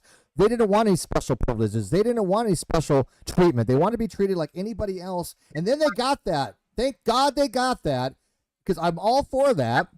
And now you have the trans community that wants more than that. If I look at somebody and I have two friends, one straight, one gay, I'm not going to treat either of them different. We might have, jokes and things like that, one straight, one gay, because people joke around and things like that. But as far as my friendship to them, it does not freaking matter. My best friend, or one of my closest friends that was who passed away, my producer, God rest his soul, Bullinator, one of the nicest, greatest guys I've ever had the pleasure of ever knowing in my life, he was bi. I've never treated him differently because he was bi. Never even was an issue. That's what the LGBT community used to be for. It's inconsequential to a person's character. It's inconsequential to their character. It was a non-factor. Non-factor. What's so funny? I'll tell you this, Michael, real quick. I don't think I ever had that discussion with Bullinator about it. I knew that he was bi and it came up once, right? But we never discussed it. It just never came up. Who cares what people do in their own bedrooms or how they want to identify? Like, that's their business. Once that starts infringing on other people's rights, that's when it becomes everyone else's business. And what that last comment, I think, is a great example of the human shield strategy. Yeah. So it's like, oh, you're attacking all these people by criticizing an ideology. No, we're not, actually. We're not. And my solution was, April, and this, again, there's no perfect solution to anything. There's just not. But my solution, and I think Michael agreed, was that people should use the bathroom with their biological sex unless they are so passive that nobody's going to care. Now, somebody could argue, well, that's subjective and who gets to decide. Society does. I'm sorry you don't like it, but that's all. Well, that's all we got. That's the best we can do. That's the best 100%. We can do. And over 10 years ago, I was all for, like, I was on the side of, men who have had legitimate gender dysphoria, who have transitioned, gone through everything. Although I think there's a better way to handle that psychiatric condition. But people who have been in that situation, I think, for example, the Blair White example, like, Blair White doesn't belong in men's bathrooms. No, I don't think. No, not at all. Is that for me or you to propose as men? I don't think it is. I think it's up to other women. I think it's the women that's in there at the time. Yeah, it's such a complicated. It really is. But here's the thing: we have gender neutral bathrooms, and I don't think it's even an issue anymore. I don't think the bathroom issue is something that's even a problem anymore. You don't see that many issues dealing with that. You just don't. Now, in fact, the issues we're having more than anything now are the AGP men going in and sexually fetishizing the fact that they're in a woman's bathroom. That's what we're seeing more of. That and male rapists in female prisons. You say, oh, there's not too many. Guess what? One is too many. Yeah, when it's but my friend Min out there, who's he's well known. He's not well known, but he's definitely known that he's in the LGBT community. He says, "Are you certain what Steve has been saying is only based on a few bad actors, April?" And I agree. It's not based on a few bad actors. These people, I don't think April pays attention on Twitter. I don't know if April even has Twitter. Maybe she doesn't see what we see. I'll give her the benefit of the doubt. We see this firsthand. I at night especially, I will just be on Twitter. and look through the daily thing that comes my feed, it's all I see is this stuff happening. Now, granted, that's what I've been talking about, so it comes up Some more. people But could argue algorithms there. Some people could, yes, but I think Steve, I'm going to take a guess here. I think you're very similar to me in that you don't reduce issues to people as much as you do to ideas. concepts and ideas, right? Yes, that's it. And I've been Yeah. trying to explain that for how long now? People don't get that though. People don't get that. What am I? How do I get that point across, Michael? And I'm sure you No don't know either. fucking idea. But yeah. No fucking idea. And by the way, man, you have a Twitter account, so why don't you come on in here? And then they go on. We'll just continue on here. I know your voices, so I'm not doing most. I don't want to do most of the talking. It's just that I know your voices. I want to save it for the good stuff you have to say. There's someone else has joined. I'd like to hear their opinion. I can't pronounce the name, but they're welcome to come up. I don't know. Is you? So they go on to say the point of using it with a space rather than without is that it merely clearly signifies that the transgender is an adjective describing what kind of noun, in this instance man or woman, that we are. No, it doesn't. The adjective doesn't modify woman. The adjective is modifying the fact that it's a man who has transitioned. So you don't lose your historical classifications. We've learned this in biology for a monophyletic clade. On a Myers law of monophyly, you don't lose your historical taxonomic level. And that shouldn't be any different for biological sex. We are a species that doesn't allow for males to become females. Other species have this. That's true. It does exist in biology, but we're not in that particular species that has that. Unfortunately, you haven't read Scientific American, obviously, Steve. Oh God, I did read that article. It's absolutely ridiculous, and they should be ashamed of themselves. And Colin was brilliant. Colin was brilliant on that. We're now at human clownfish, pretty much. Yeah, and Emma, Fonda Beatles. She was all over that. And that's what she studies. So, yeah, that's just. Okay, so let's see here. And by the way, where's Bliss Chris? I've been waiting. Bliss Chris, come on. And Nikki, you've got a Twitter account. Come on in here. At least listen in the. Well, it's kind of hard to listen to both. But anyways, come on the Twitter space, Nikki. Okay, I love this one, Michael. Trap Hun Brick. Trap Hun Brick. These are a lot less easy to just straight up call outright transphobic and call it a day, though they are worth including as they are very often used as a sort of transphobia light kind of deal. So first, trap. Trap dates back to the early internet and probably a significant image board in particular.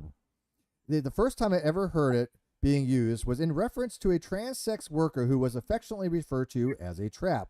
However, the idea behind the word trap is most definitely pretty transphobic in that it comes from the insecurities and prejudice of cis people thinking that trans women are being deceptive and trying to trick people into sex. They do. It happens. Oh no, I studied law, as we spoke about last time. So I went to law school. If you don't have informed consent in a sexual relationship, for example, there was one case I studied where someone passed themselves off as a member of the Rolling Stones, had sex with a woman, and then later she found out they weren't. They lied to her. It's fraud. So she won the rape case against this person.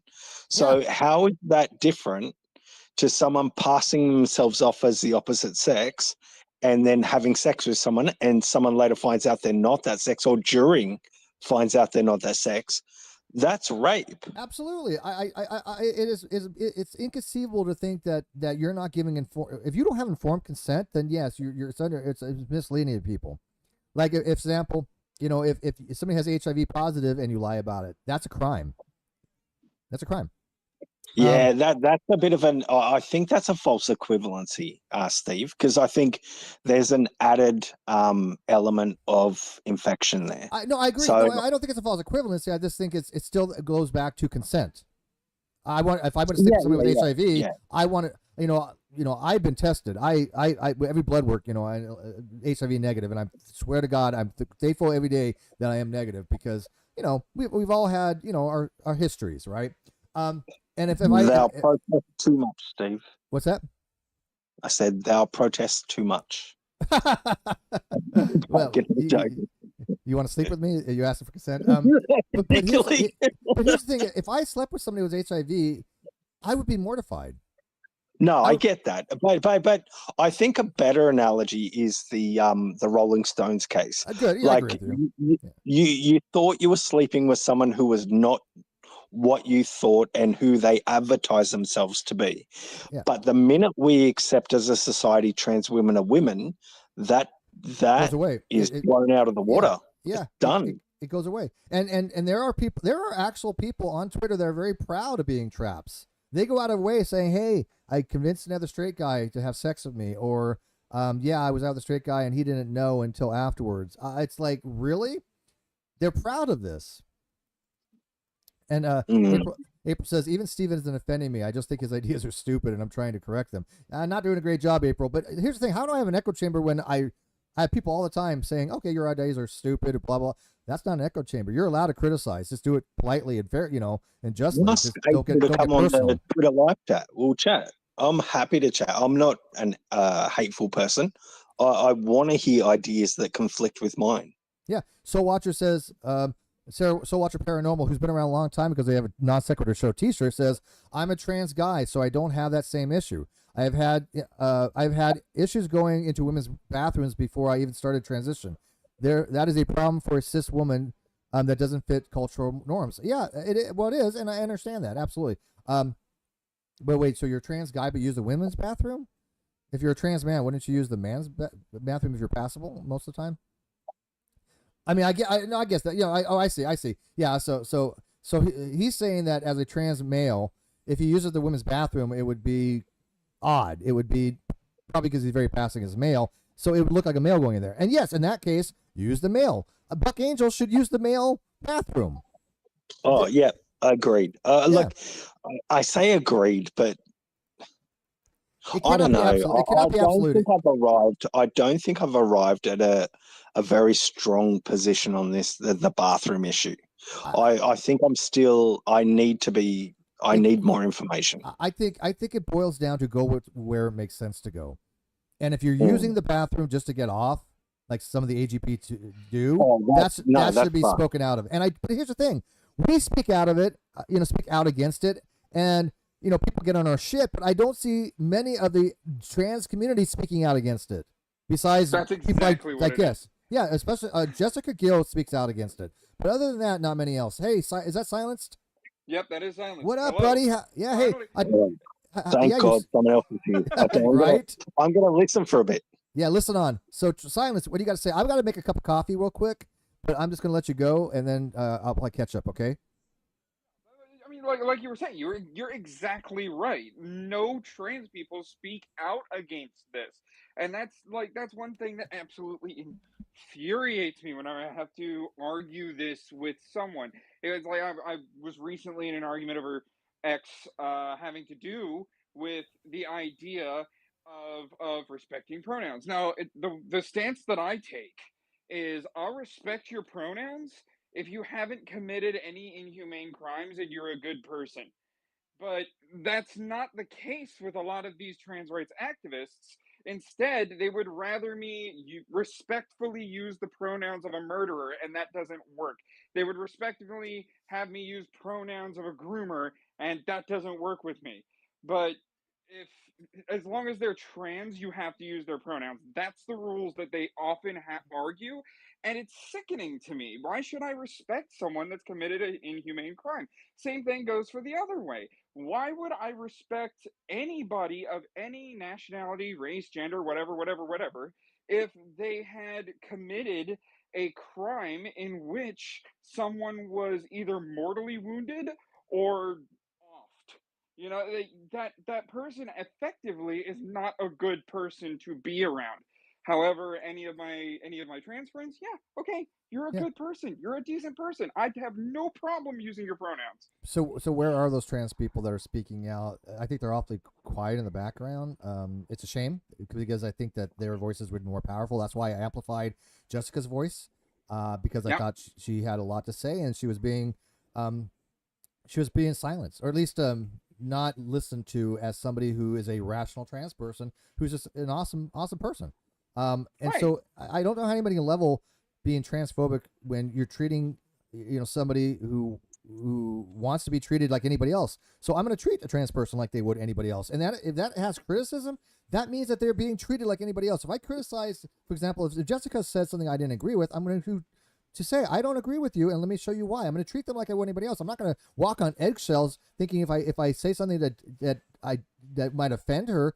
I'm obviously not going to go out of my way to offend her. But if I say something she disagrees with that might get upset, that's not on me. That's on her, and vice versa. If she disagrees with me, it's on me. I if I get upset by it, that's my own issue, right? But you're talking about the ideas, not the person, and they make it personal, and that's where I think they're losing ground. That's exactly why they're losing ground, Steve. Because okay, so I'm not part of the furry fandom, but I've interacted with the furry fandom enough, and if you have any sense, any political sense whatsoever, you can just guess by looking at the way that they act. Most of them are leftists, so Yeah. therefore most of them support like gay rights, trans rights, all that stuff. They're harping that mode ever. You know what I don't ever see in the furry fandom? Trans pride. They all and this is where like a lot of the grammar that I Are you notice kidding me? makes a lot. Well, Like, is that it? listen. Well, The hey, reason by the way, why I hi say AJ. that, Been a while. hey AJ, Hey, how's it okay, going? the reason why I say that is because notice how a lot of trans people are women, and it seems as though they want to drop the trans from the title entirely. Why is that? You're a beautiful person because you are a trans woman or a trans man. Be yourself. If you are a trans woman or a trans man, great, good job.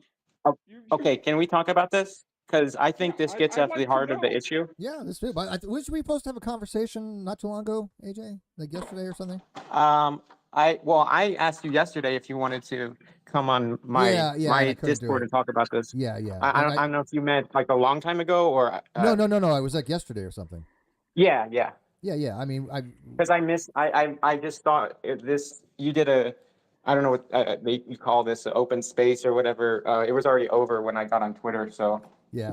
So, Michael, you have your hand up, but which you don't need because there's only 4 of us. sorry, bro. Thanks, buddy. I think I want to call him the silenced one, even though he was quite vocal, which is ironic. I think that the silenced one made a good point, and I think and please correct me if I'm wrong, I think your point is respect is earned based on behavior and, personality. It's not automatic based on group identity. That is Well, 100%. Respect I, is earned, and I prefer. I I'd to like to put go another next if use. that's okay. Yeah. Yeah, sure. By all means. I'm sorry for like jumping in on that. But yeah. So I like to read the contents of the book. I could care less about what the cover looks like. You Yeah, know. same. I think most people, look, everyone I'm talking to is pretty much in your boat and Steve's boat and my boat. Um, yeah, I'm anyway, validated. We're I'll let you go. validated, as they say, because that's the only way I have to think that validation means to and that's I think what AJ wanted to talk about. Validation just means your point is a rational point, because I don't know what else to mean by it, because I think AJ, didn't you what you want to talk about? You want to explain to me what valid meant? Um, yeah, well, we can get into Okay, that, go but ahead, dude. You got the floor. Go I ahead. wanted to say that I saw your post. I don't know if it's a pinned comment, but it was talking about the phrase that trans women are Yes. women, Yes. and I would say that I would tend to agree with you that I'm not a fan of this phrase, because I would say that trans women are trans women. And I think I would disagree with the idea that most trans people or trans women, specifically on the internet, identify themselves as trans women, because it's usually a big part of their identity, and they will be open about it because it's part of, Fair maybe enough. Yeah, just they want I to be, or accept maybe that. because it's part of activism. But Yeah. I think the distinction is important, because I don't think that any trans people are arguing that they can change their biological Yes. sex. Yeah, they are. A lot are. Like, a lot are. Well, then I would disagree with those people. India Willoughby, who blocked me, and I never even talked to her. Never once have I talked to India. Not once. And yet I was Can, somehow can, blocked. well, your Thank reputation precedes you, I you, guess. I guess, yeah. Yeah, That's where the echo chambers come in. Oh, you know that guy Steve McRae? Yeah, what a transphobe.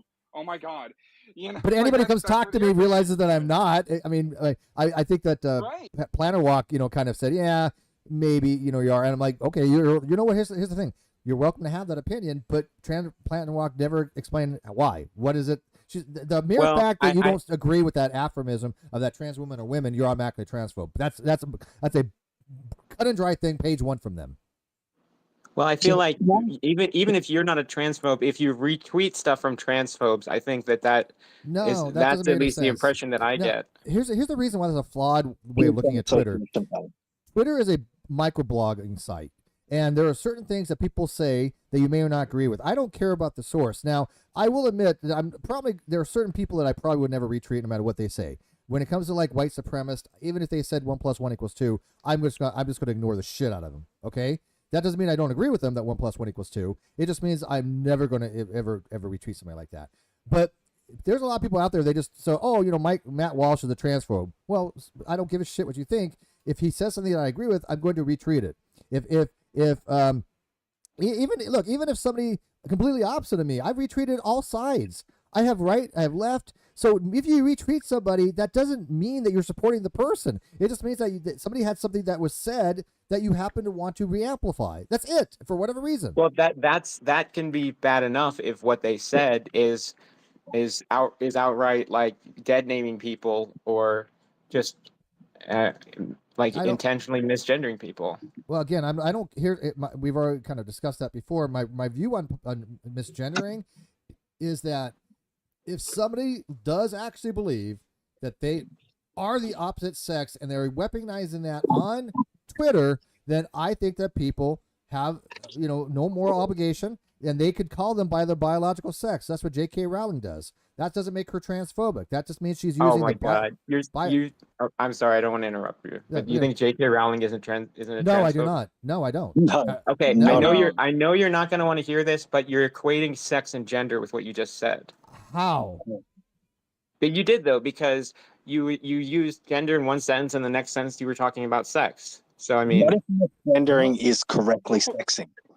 Yeah. What'd you say? If I somebody look misgendering is actually correct sexing something. Yeah, AJ. So a pronoun has an anaphoric reference, which means that it refers back to something else. Okay. So if I say AJ went to the store and he bought food, that he refers back to the subject in the independent clause, the primary clause that refers to you, right? And so when I say, when J.K. Rowling says he for a biological male, all she's doing is referring anaphorically back to the biological person rather than how they believe or how they express themselves. That I can understand sometimes somebody would say like Sophia went to the store and she bought whatever because she and Sophia kind of matched gender name to gender pronoun. But all J.K. Rowling is doing is calling somebody by their actual biological classification. There's nothing wrong with that. There's no moral obligation not to use a pronoun because of somebody's belief. There's none. Okay, but does it matter to you that it can be emotionally distressful for people to have that happen to them, to be misgendered? Do you not care? If the truth will kill them, let them die. And I don't talk about people here. Wow, I'm talking about you're a real piece of shit. You're a real piece of shit. No, I'm not talking about people. I'm talking about concepts and ideas. He's talking about the idea. Oh, don't backpedal what you just said. You said let them die. So if you said if trans people get mad about being misgendered and kill themselves, then fuck them anyway. No, let me tell you, life is not a what a prick. Life is not a cushy, happy place all the time. There's a lot of truths that people do not accept, and in fact, there's a lot of actual truths that people don't accept. You know what truths they accept? They accept my truth or his truth or her truth. That's an opinion, and by design, opinions are not facts. Opinions are 100% false. So okay. Let me give an analogy. It is important for an individual to have opinions because it shapes who they are as far as their personality. Yeah. But it's when those opinions bleed through and attempt to be presented themselves as facts that things become rocky because, in fact, their truth is not the truth. Okay. Let me try and make an analogy here. If there is a little girl and her parents die in a car accident, do you think that the doctors should, like, either A, try and break the news to the girl in a way that's not going to be that's going to be as delicate as they can, or should they bring her into the morgue and show her her dead parents' corpses? Because Let it's me. the truth. I'll answer. I'll answer. Okay. So AJ, But anyway, AJ, I don't believe, and I don't know if Michael does or not. He can answer afterwards. I don't think brute honesty is always the route to go. Okay. For example, like Jessica Gill, I'm not going to refer to Jessica as a he. She's my friend. I have respect. I don't want to have her to have, gender dysphoria. I don't want her to feel uncomfortable. So I'm going to refer to her as she. Okay. Do you have a problem with that? Is that not? Is that a problem? Let me ask you that. Is that a problem for me to refer to my friend as a she? AJ. Well, I think it's kind of I do have a problem with you picking and choosing who gets to We all have, really get why? into validation. You're We all, validating what you're doing right there is you're validating her gender identity. no, But you're saying I do that for my friend, but I what won't does do it mean? that Okay, for but what does it people mean to for other validate? people. Well, why should they? If I again, Michael pointed out, respect is earned. If somebody is an autogonophile that's going out and harming people, that's using the trans community to just promote their own sexual fetish, as J.K. Rowling and Mary Kate has continually pointed out, why is it then that when they use the biological pronouns, that they're the ones that are being vilified rather than the people that are doing these bizarre sexual fetishes in the bathrooms that they're calling out? Why is it that they're putting it back on J.K. and Mary Kate? I actually think AJ has. I'm not gonna grant you that argument because what you just said is not a fact. It is a It's fact. not a Whoa, fact. No, are it's you not. kidding me? No, it is not. You're okay. Wait. AG, are you seriously saying that there are not men going into women's bathroom and masturbating? Because I have photos of it that people have put on Twitter. I don't have them downloaded. Okay, no, I do not have a single. Let me rephrase that. I don't have any of those photos downloaded, but they do exist on Twitter. Okay. No, but can I jump on? Can I jump on? Let me answer the question. So when you say men, are you talking about trans women? Yes. So why is it that for your friend you'll refer to them with because she's as my a trans friend, person, but not she doesn't these do people that because you want to pick and choose? Yes, because she doesn't do that. Exactly. See, He's okay, made a good I was point. in that argument Yeah, but today. Go on, go on, AJ, then Michael, and then I'll chime in because there's something I want to add on that one. I think Michael wanted to say something too. No, I actually wanted to agree with AJ, even though he's called me a piece of shit. I want to agree with AJ because I think that's a fair point. Why are you picking and choosing how you apply conceptual ideas? Because it's linguistic, and that's what we have a right to do. What you're saying is equivalent to saying, I'm not going to use somebody's given name because they are a murderer. I'm going to call them Dave instead of Mike. That's AJ, like what you're saying. If you believe you're a dog, and you believe your pronouns some other new age whatever, should I call you that? If I have a moral obligation? That's not an equivalence. It is an equivalent. It's on a belief. I would bet you that you would be more likely to apologize for misgendering somebody's dog than a trans person. Oh my God, go look at my time feed Yeah, your timeline is full of just no, JJ, nothing. JJ, let me finish. Okay, go ahead.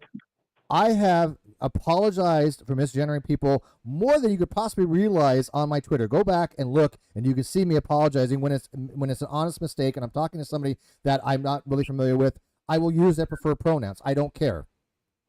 But when they weaponize it, that's when there's a problem. Don't weaponize this shit, and there wouldn't be a problem. People, when somebody even makes an honest mistake, they will weaponize this. That is not an honest person. That is not an honest agent. When you try to weaponize an honest mistake, for example, like Buck Angel, I refer to him as a he. I got no problem with that. Blair Angel, I refer to as a she. But yes, if somebody is using the trans community and harming it, and like Mulvaney, I don't have to refer to Mulvaney as a she. I don't think he's a she at all. Even gender wise, even expression, I think that he's a con man. I don't have a right to believe that. So, I mean, you misgendered Viria Durav today. Who? I'm pretty sure this person who is Friendly reminder that I'm raising money to get out of Pakistan or something. You are? You hold on. You- I'm going to read the tweet. No, It says, AJ's I am full sure of he shit. will be missed. He is moving to Pakistan. He would be very popular there. Oh yeah.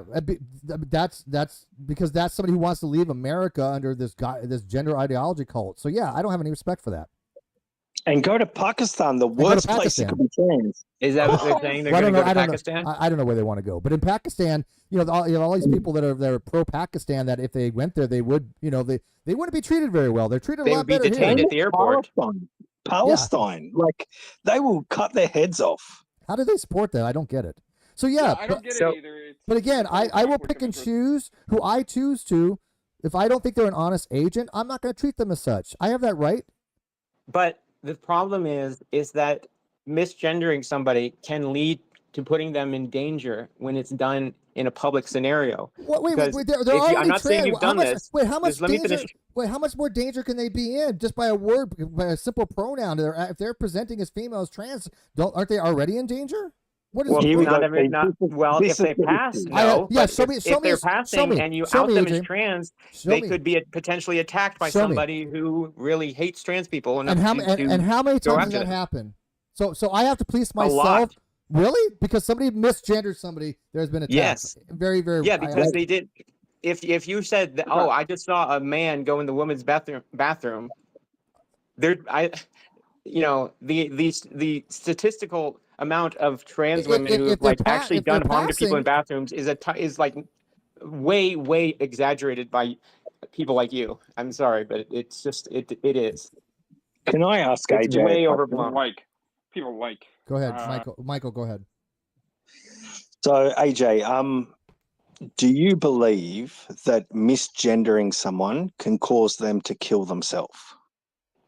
I think that it can contribute to that because trans people are often kicked out of their parents' homes. They can be denied housing or job opportunities, and misgendering, if they're denied a lot of things statistically, and if you're denying their identity that they want to be called that can be very troubling to people, and the suicide rate is very high.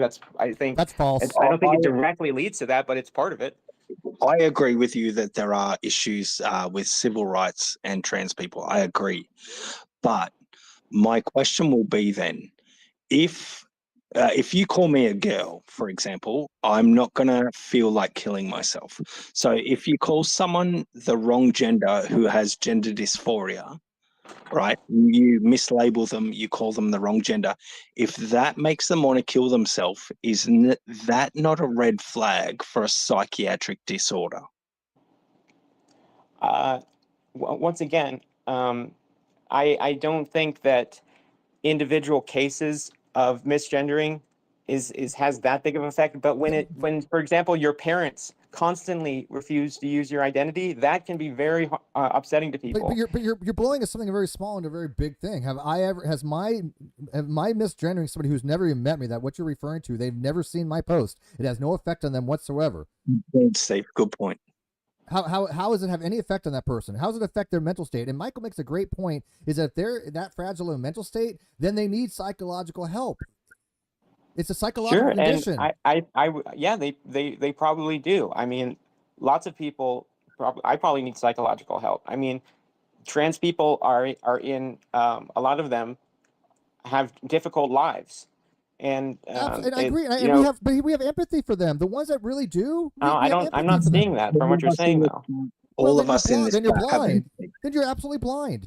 We've all been supporting trans people. But you said that the world is a harsh place. Shouldn't we? It is. Shouldn't we try and make it a nicer place for people to live in? How about this? And I'm not saying doing that. I'm not saying doing that by AJ, advocating delusion. I'm not saying that. How is it that we can't make it a nice place by just treating people as if they just normal fucking people?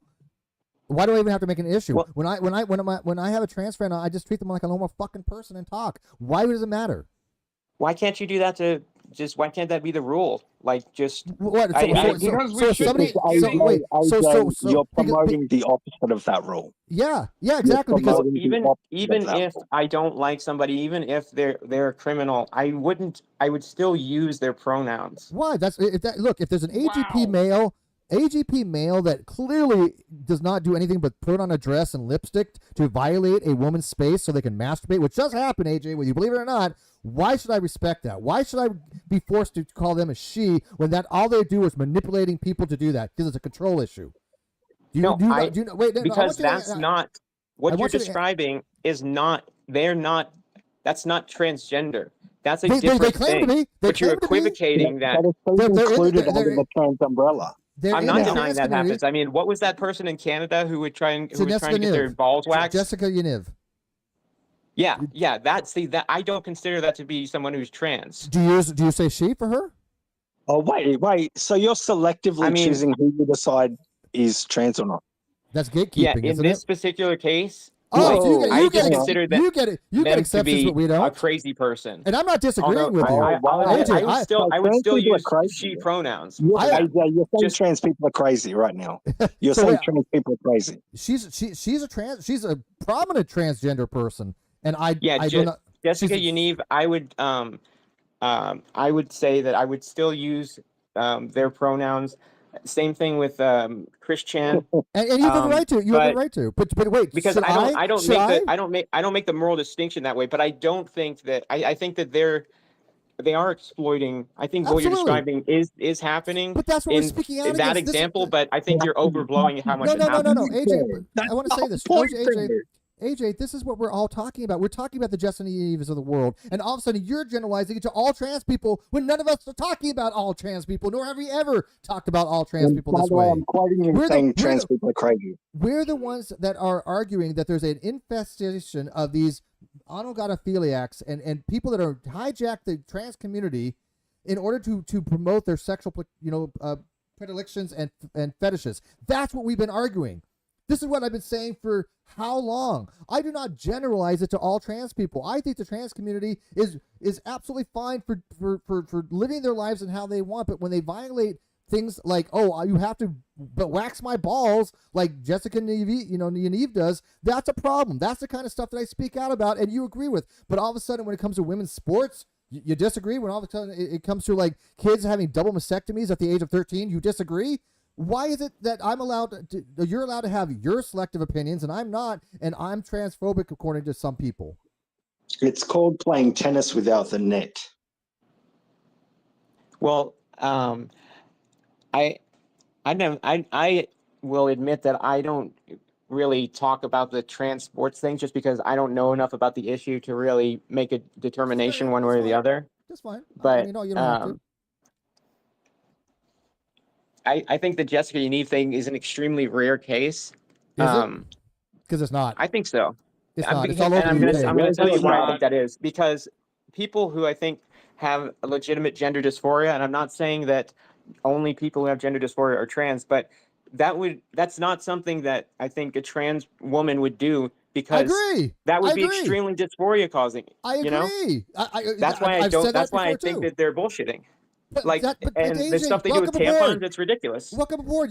You're one of us now. Thank you. No. You're See, unwilling. okay, I see what you're saying, but I feel like even if that's not the message you're trying to put out, I feel like by implication, that's the AJ, implications that question. people are getting. Can I? I'm not saying that's intentional, but that's honest all I'm question. saying. How do we call out the Jessicas of the world, the I'm sorry, I did not mean to say Matt Dillon. I don't know where it came from. How do we call out that's funny. Atheist Junior, I think, remembers going back with Matt Dillahunty with me. Oh, he blocked me. Oh, did he?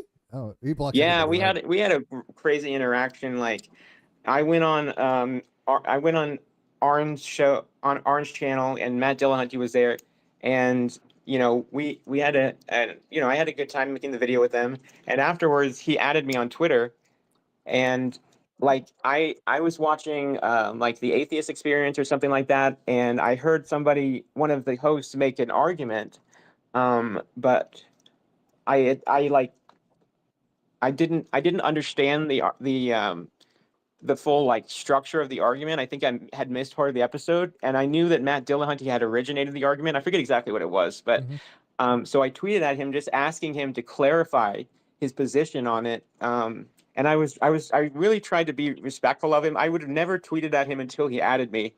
And he was perfectly cordial until he found out that I had heard the argument from somebody else, and then was now asking him about it then he flipped out and was saying how I was wasting his time and all this stuff. That dude has got mental issues at this point, and he used to It be. was bizarre. I will admit, and I'll get back on topic in a second. Question. Like, did Matt Dillahunty misunderstand you and then call you a piece of shit? Well, he just like, you know, he was being like belittling, like calling me junior, as a way of trying to insult me, even though I made the username. Like, and just he finally blocked me when I told him. I thought, because he said, "Oh, you're wasting my time," and I said, "I thought you'd have more free time since retiring from the ACA, the Atheist Community of Austin," and that's when he blocked me. Yeah, because I guess that made him mad. We all go back. We remember well, you know, we're gonna have a stream on the old ACA, because I will admit this, and I hate to say it, but I actually liked the original Atheist Experience, the original Cable Access show. Oh yeah, it was Matt did a pretty decent job, and I actually have what's her name? Well, Russell is one of my favorite hosts, Russell and Glasser? going back, Yeah. he's got some great videos. You know, the older ones. I agree. Yeah, he's been on my show before too, but I really liked what's her name, the engineer one. What was her name? I think she was an engineer. I do think that they sort of became overwhelmingly obsessed with trans issues. They did, they did, and that split them apart. I mean, the whole atheism plus movement destroyed them. What was the name of the female co-host? I can't remember. There's two, but the one that said like, did she have like curly black hair? Yeah, what was her name? The one that says, "Hey, look, if I was all powerful and I saw a kid being, ard, I would, step in and intervene," and she was right about that. Tracy Harris, thank you. Yeah. Tracy Harris, I loved her. She has some really good arguments. When they lost her, it was all downhill. But anyways, let me get back on this real quick, because I wanted to ask AJ, how did we call out the Jessicas of the world, the Jeremy Marshes of the world? Because if you don't think Jeremy Marsh is a creep, I don't know what you think would be. Yeah, I'll have to look that up. I've not heard. Jessica, okay, we'll get back to that, and then Dylan Mulvaney. But so Jeremy Marsh, real quick, he's the one that goes around telling kids to not tell their parents that they're talking to him, as he explains sexual concepts to them. If that's not creepy as hell, I don't know what would be. Yeah, I think it's a difficult topic, because I think there are people out there. There's always people who are willing to take advantage of any situation or any new phenomenon in modern society that's not very well understood. And I think trans and LGBT issues are very poorly understood by most, and I'm talking about Americans, but most people. The average person doesn't really. I agree. They don't spend time debating about this stuff online, and so I think that it is unfortunate that people like that take advantage, and I think they should be called out. But how do we do it? Like, by the way, it's Jeffrey Marsh. But how do we do that? Because again, I've made it very clear that I'm not talking about and I hate to say normal trans people, but they are normal trans people, just like you have normal gay people. I don't think being gay or trans should be stigmatizing.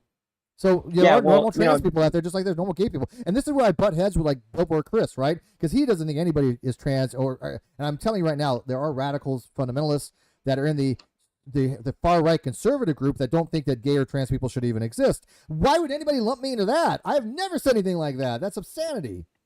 I think it has to do with fear to a degree. It's people fear what they don't understand, definitely, and people like Matt Walsh, But how do we call out things? That's what Michael, myself, and now thousands of other people are doing. I have more interactions now than I've ever had. How is it that we can call out those types of behaviors and not get not hurt the other people, as people have been claiming? I think the answer is always education. I agree. It's always the more people are educated, the better. And I would say, talk with trans people because nobody on this panel is trans, and I ask have a their opinion. They probably would know better to give you a better answer than I could. But here's the thing: it's an open space. I have trans people listening in my live audience on YouTube right now. Sure. Any trans person could come in. Well, you blocked Bree. Who? I'm pretty sure. Hive Science. Oh no, I think I've unblocked them. I think we patched that up years ago. Okay. Yeah. Well, we agreed to disagree if I'm not mistaken, because but this was going back years, and I'm surprised I remember this. But Bree was one of the ones weaponizing the whole misgendering thing. But well, how so? If I remember, dude, this is like what, 5 years ago. I don't have that good a memory. But if I remember with Bree, I think that I accidentally misgendered them, then I apologized, and they just kept on. I'm like, look, I've already apologized. What you want? I could be wrong on that, but if I remember correctly, we just kind of like just let it go. And I don't think I still have them blocked. I don't even know, but I mean, Bree can come in. I don't care, because again, that's 5 years ago, man. And I know we go way back to the ACA days, so it's a lot of bridge, a lot of water under that bridge. That's for sure. Yeah, but I got nothing against Bree. I did one video, I think, on Bree, and then I think after that video, we kind of said whatever. AJ, I'll say two things. So there is a post on my timeline about James Lindsay's lecture on queer theory. I would highly recommend you listen to that. I have it pulled up right now, actually, on my tab, one of my tabs. Yeah. Secondly, and again, like, I don't hold you. I'm not adverse to you because you were angry with me. That's fine. Everyone does. That's my nature. But what do you think about this quote by James Lindsay? If you have to explain your identity, it's fake. I think that seems overbearing, because I think everybody identity is inherently unique to everybody. And I think a lot of people feel misunderstood and are misunderstood for lots of different reasons. And so I wouldn't agree with that quote. But my phone is going to die, so actually I have to run. Oh, but come on, I man. appreciate This it. was good. Well, I'll plug it in. if you guys are still doing this in a little bit, I might come back in. But I was gonna. I have a game session scheduled with some people. So I was gonna ask you. I was gonna ask you about something relevant that happened recently. But I mean, if you gotta go, you could DM me if you want. Nah, I'd probably forget about it after this. But all right, well, all right. Thanks, yeah, but yeah, come back if you can. I'm still trying to get Bliss Chris in here and Nikki. So, but that'd be great. But yeah, no, I appreciate. Like I said, just recognize this, AJ, if you can. That look, I'm somebody that people could talk to. I have open spaces. You and I have not really disagreed on much. Matter of fact, I think we found common ground. But if there's any questions you have, you can ask them, right? I don't shut people out for asking honest, questions. I have a policy, and I've had this policy for what? Probably 10 years now, or at least close. Honest people get honest answers. That is my mantra. I live by that. Have I ever shut you down for asking decent, honest questions? No, nobody.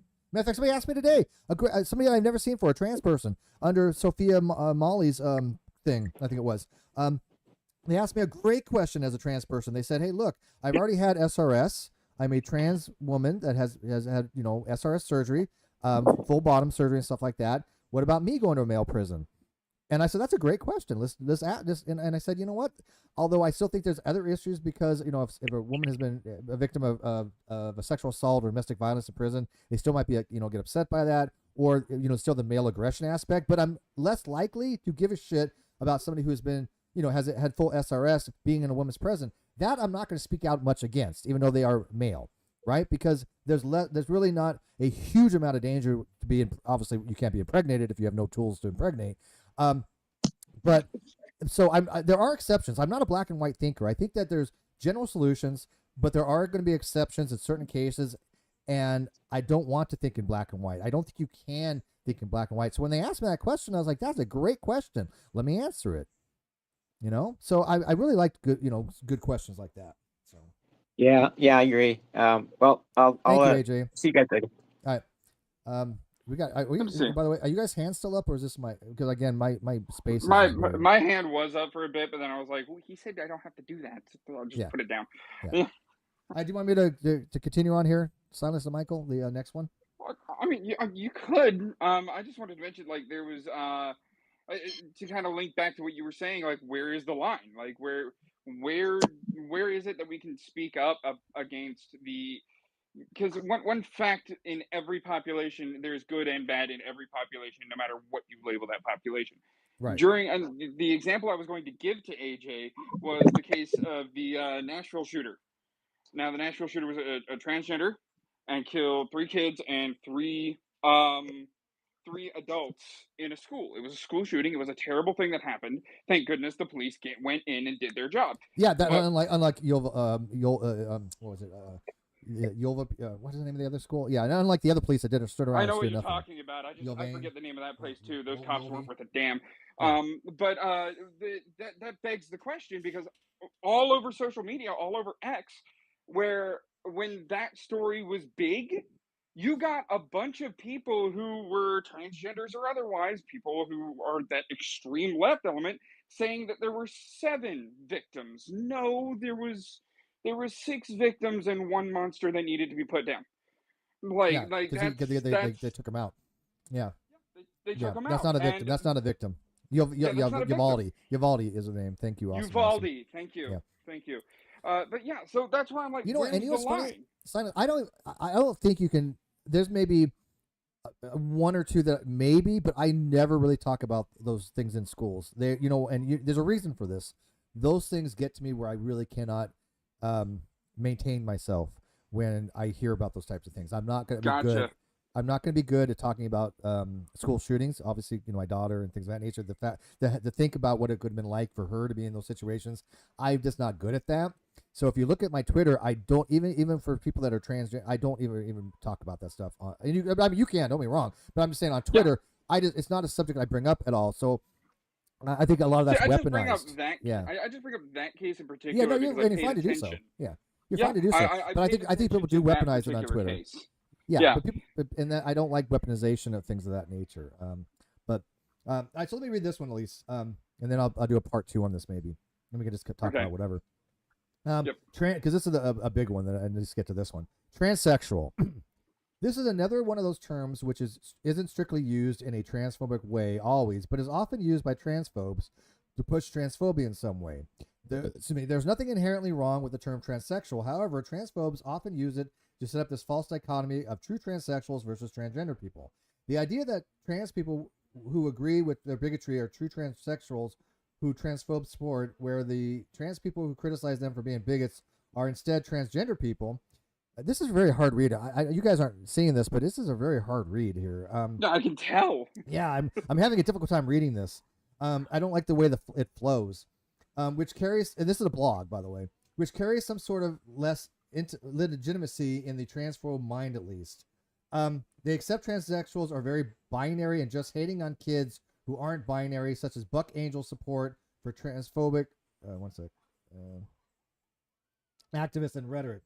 Okay, I'm just gonna kind of stop this. It's just such a hard read. But they do say this. One sec. My monitor keeps cutting out because it's got a bad connection. There we go. They say that by the way, it still shows on the screen. It's just my local monitor wanted to show. They've been here the whole time, and you think lifelong transgender activists like Buck Angels wouldn't fall so easily into the bullshit divide and conquer tactics. But here we are again. Buck Angel has not fallen in any BS that I've seen. Transsexuals is a very big term, and way back when it was synonymous pretty much with cross-dressing. In fact, the whole Rocky Horror Picture Show. Yeah, this article is written very poor, Trent. I agree. It's a very poorly written article. It's very. Even April agrees that this article isn't good. So I think we all can agree. I'll kind of stop there for now. But this Glossary of Transphobia, this is by Gemma Stone. It's very, very poorly written. And by the way, I do write an epistemological blog. Some of my posts may not be the best, but some of them are very, very good. But I have been notably trying to better my writing, even as Twitter, now that I've got the paid for the premium. I really am trying to write a little bit better But nothing I have is as bad as this. I think nothing. This is really, really, really bad. This But I is don't. all over the place. I don't like to be the grammar police.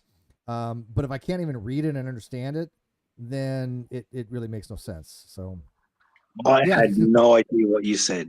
I could do that for you. I often tell people that when I first make them as friends, I was like, okay, so the only really big fair warning is that I'm a bit of a grammar Nazi. That's just that's just Yeah, me. but here's the thing: the only time anybody points out that I have a grammar, issue is when it's irrelevant. If you read something that I wrote, if you found a grammar error in my paper, then I would correct it, right? But if I just write something on Twitter, it's a microblog. If we all Yeah. just corrected people's typos and grammar, then the whole thing on Twitter would all be that. It's just it's there's no reason to do it. It's a really fast microblogging kind of stuff. But on my blog, if I write something, if there's a grammatical error, then somebody will tell me, and most of the time they do. But I haven't had anybody message me on that in quite some time, you know. So I think Yeah, that's my writing's fair. getting better. Nothing That's as I've fair. written as bad as this. I'm sorry, but there's Yeah, just nothing. I'm sure you write a heck of a lot more coherently than what you had put on screen not long ago. Yeah, well, you've read my longer tweets. I think they're pretty good, and I know They you've are. you've read my blog, haven't you? I haven't read your entire blog. All right, I'm kicking you paid out. attention to you on. I've Did you just criticize DM my it to grammar? me. What's that, Michael? Did you just criticize my grammar? Well, no, we criticize your accent. There's a big difference. Oh, fuck you. All right. But now you see that why I wanted to read this though and do a review of it, because not only is it badly written, it doesn't make any sense. It's using things like woman as a transphobic word. I am sorry, but how do you justify that? I wish somebody would explain it to me. I really wish somebody would come in and explain this about why using the woman as an adult human female is in any way, shape, or form transphobic. That's what they teach in biology. That's the first thing that Wikipedia says, an adult human female. How is that transphobic? This whole mantra of that trans women are women, that's what I think it boils down to. And as soon as we start changing that and pushing back about that, I think the dominoes will fall, and I think the dominoes are already falling. There's already changes within the sports commissions. There's already people suing.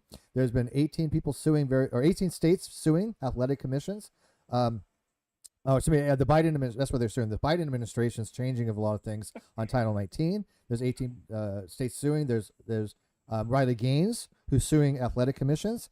There's people suing doctors. I think in the UK they have 2,000 people suing or something like that have had some kind of surgery or alterations in themselves that they didn't have full consent for as children. And I think that's the way it's going to be eventually changed. I think the pendulum is swinging the other way. Oh yeah, I think it's like Helen Joyce said. Helen Joyce said they are breaking the entire society to fit people into sex categories they don't belong in. So this is what's happening. We are seeing chaos on a mass scale.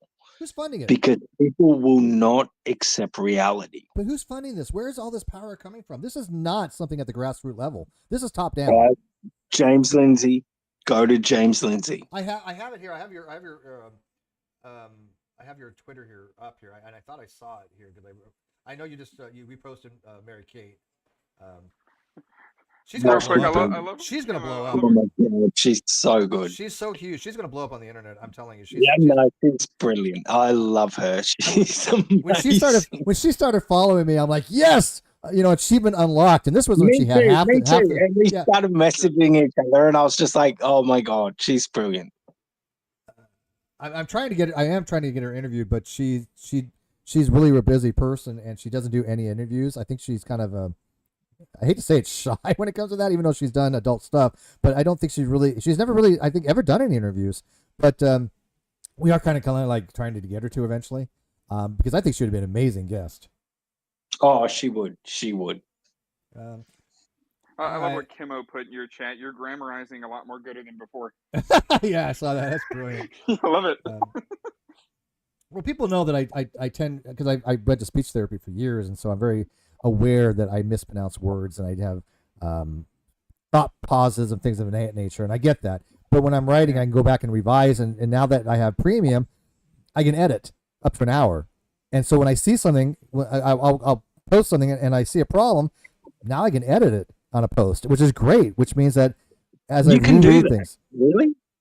Yeah. You can do that with when you have the check. People like me, like I'm the only one here without a check. Yeah, And Yeah. I've got what it. I do if I You can notice edit that it. I'm like what You I do is I just copy paste every single word, or I copy every single word, and then I delete the post, open a new post, paste what I just put, fix what I had, and then repost. Oh, I just added You it. know, like that's No, you Okay, can't. this is You, the most valuable part of this conversation I've well, taken away. I'll give you a bigger one that I bet you do not know this. I bet you do not know this. I bet that nobody in my life chat even knows this. Okay, because I just found out about it a few days ago. So maybe it's just me. Maybe I'm an idiot.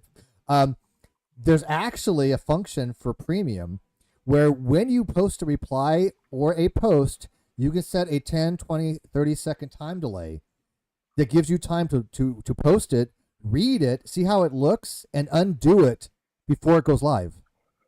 Oh, Yeah, that's everyone's seen that, smart. dickhead. Did you know that, Michael? Yeah. I didn't know that. I didn't know this. I did not know this. I'm an idiot.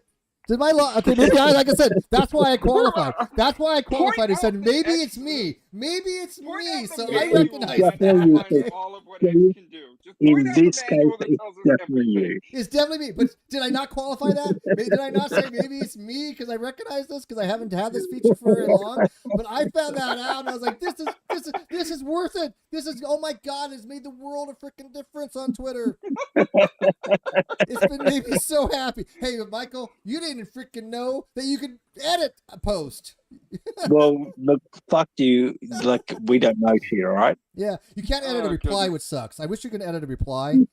I don't know why you can edit a post but not a reply. Yeah. But Good point. Good point. yeah, Well, because aren't replies posts? Aren't you yeah, just I don't see posting the underneath difference. someone else's post? yeah, I don't see there's a difference. Maybe eventually. I think that maybe eventually that might be something they allow. Maybe that's why they're taking away the ability for other people to see your likes in order to implement that. I don't like that. Yeah, I don't. Well, are they going to take that away? Yeah, you're still going to be able to see how many likes your posts get, but other people are not going to be seeing how many likes your post gets. Well, even if you click on it. Like you're the only one that can see it on your own posts. You can't see it on anybody else's posts. Well, so when I go to their post, when I actually click on it, it doesn't show me their likes anymore, or won't be coming up. No, it'll just change the heart to like a filled-in heart, and it won't tell you how many likes that post actually has. When does that go live? That's stupid. That's what's been floating around the rumor mill, and actually, some people said that it was confirmed on the rumor mill that that's what they're going to do. Yeah, and I'll honestly, wait to see that just hurts independent creators that are on X because Yeah. there's a lot of funny comics. There are some creative people on X that have arguments that are worth reading. And a lot of the time, you want to see, okay, how many other people agree with this point of view, Well, it's not even or that how agree. many. I think that acknowledges, but I mean, like for example, I don't get a lot of hearts. By the way, from my Twitter, start hearting me. Start hearting. But I do notice a lot of interactions. Like, I had one post that I don't even remember who I sent it to, but I mean, it had 140,000, interactions, 140,000. But it only had a couple hundred likes or something, So when you have 140 plus thousand views, I've got to get back to bed. I'm sick as a dog. Yeah, get rest, buddy. Get rest. Oh man, get some rest, dude. Yeah, I'm not gonna go much longer anyway. So can I say lastly that Steve, you are quite intelligent for an agnostic. I appreciate it. For an American Yank, right?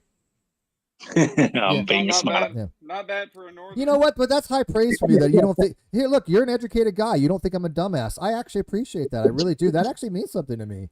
You say it in jest, but I take it seriously that you don't think I'm a dumbass. I really respect that.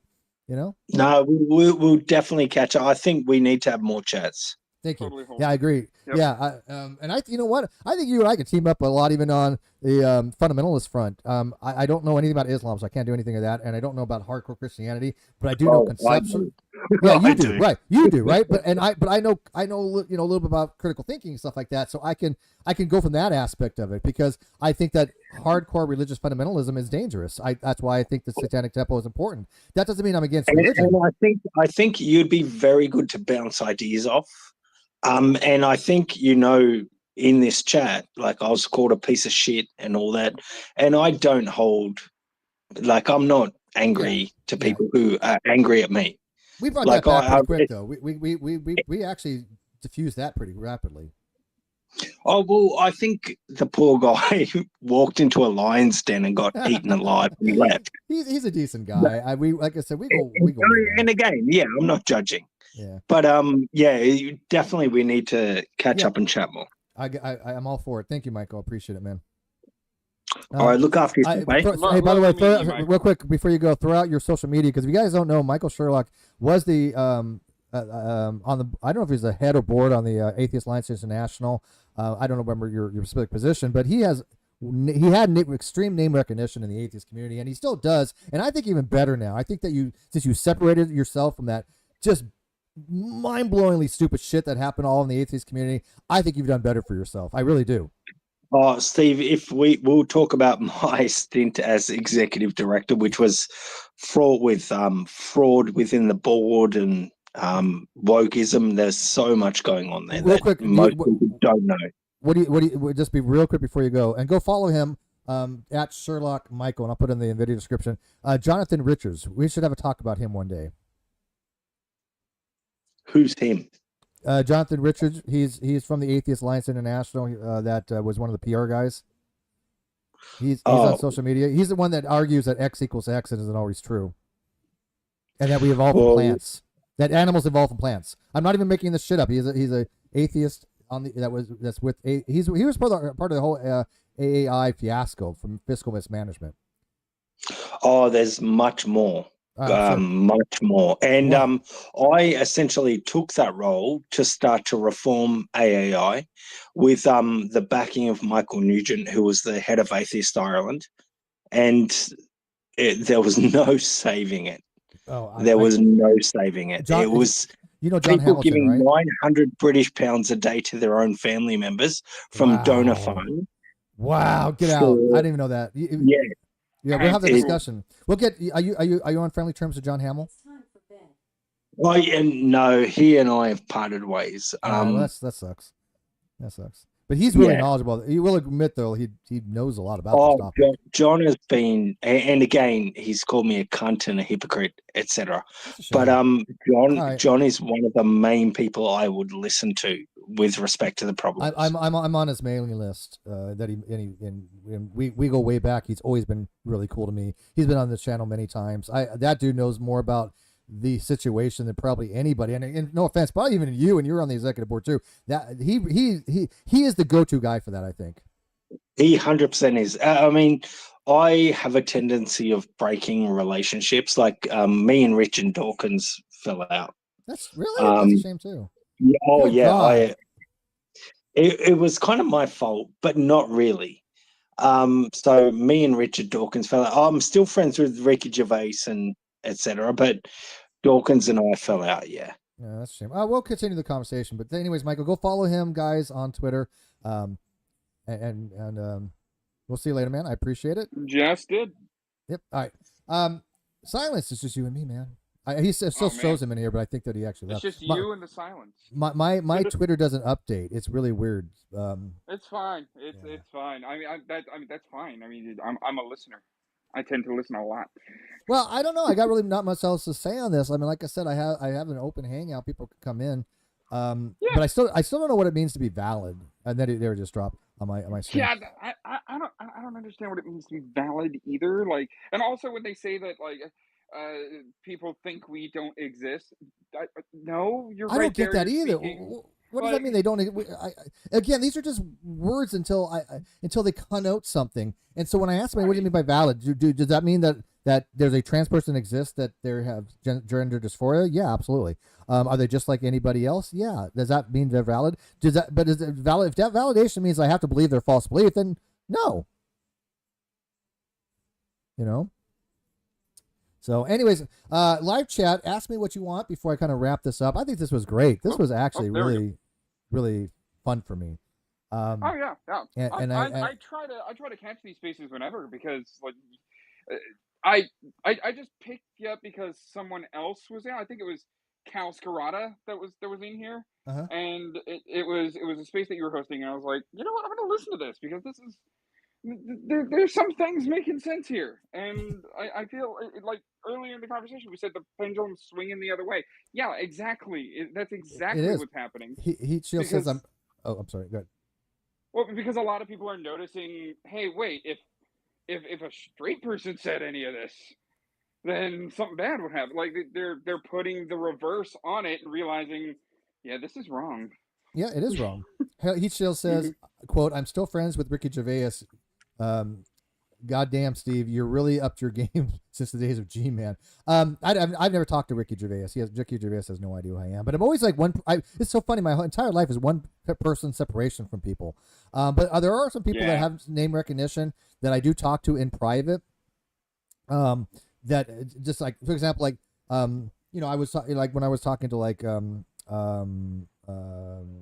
Mark Pellegrino, who plays Lucifer on Supernatural. I was talking to him for quite some time in DMs for weeks on end, in long form paragraphs. I mean, we were heavy in conversations, before I ever invited him on the show.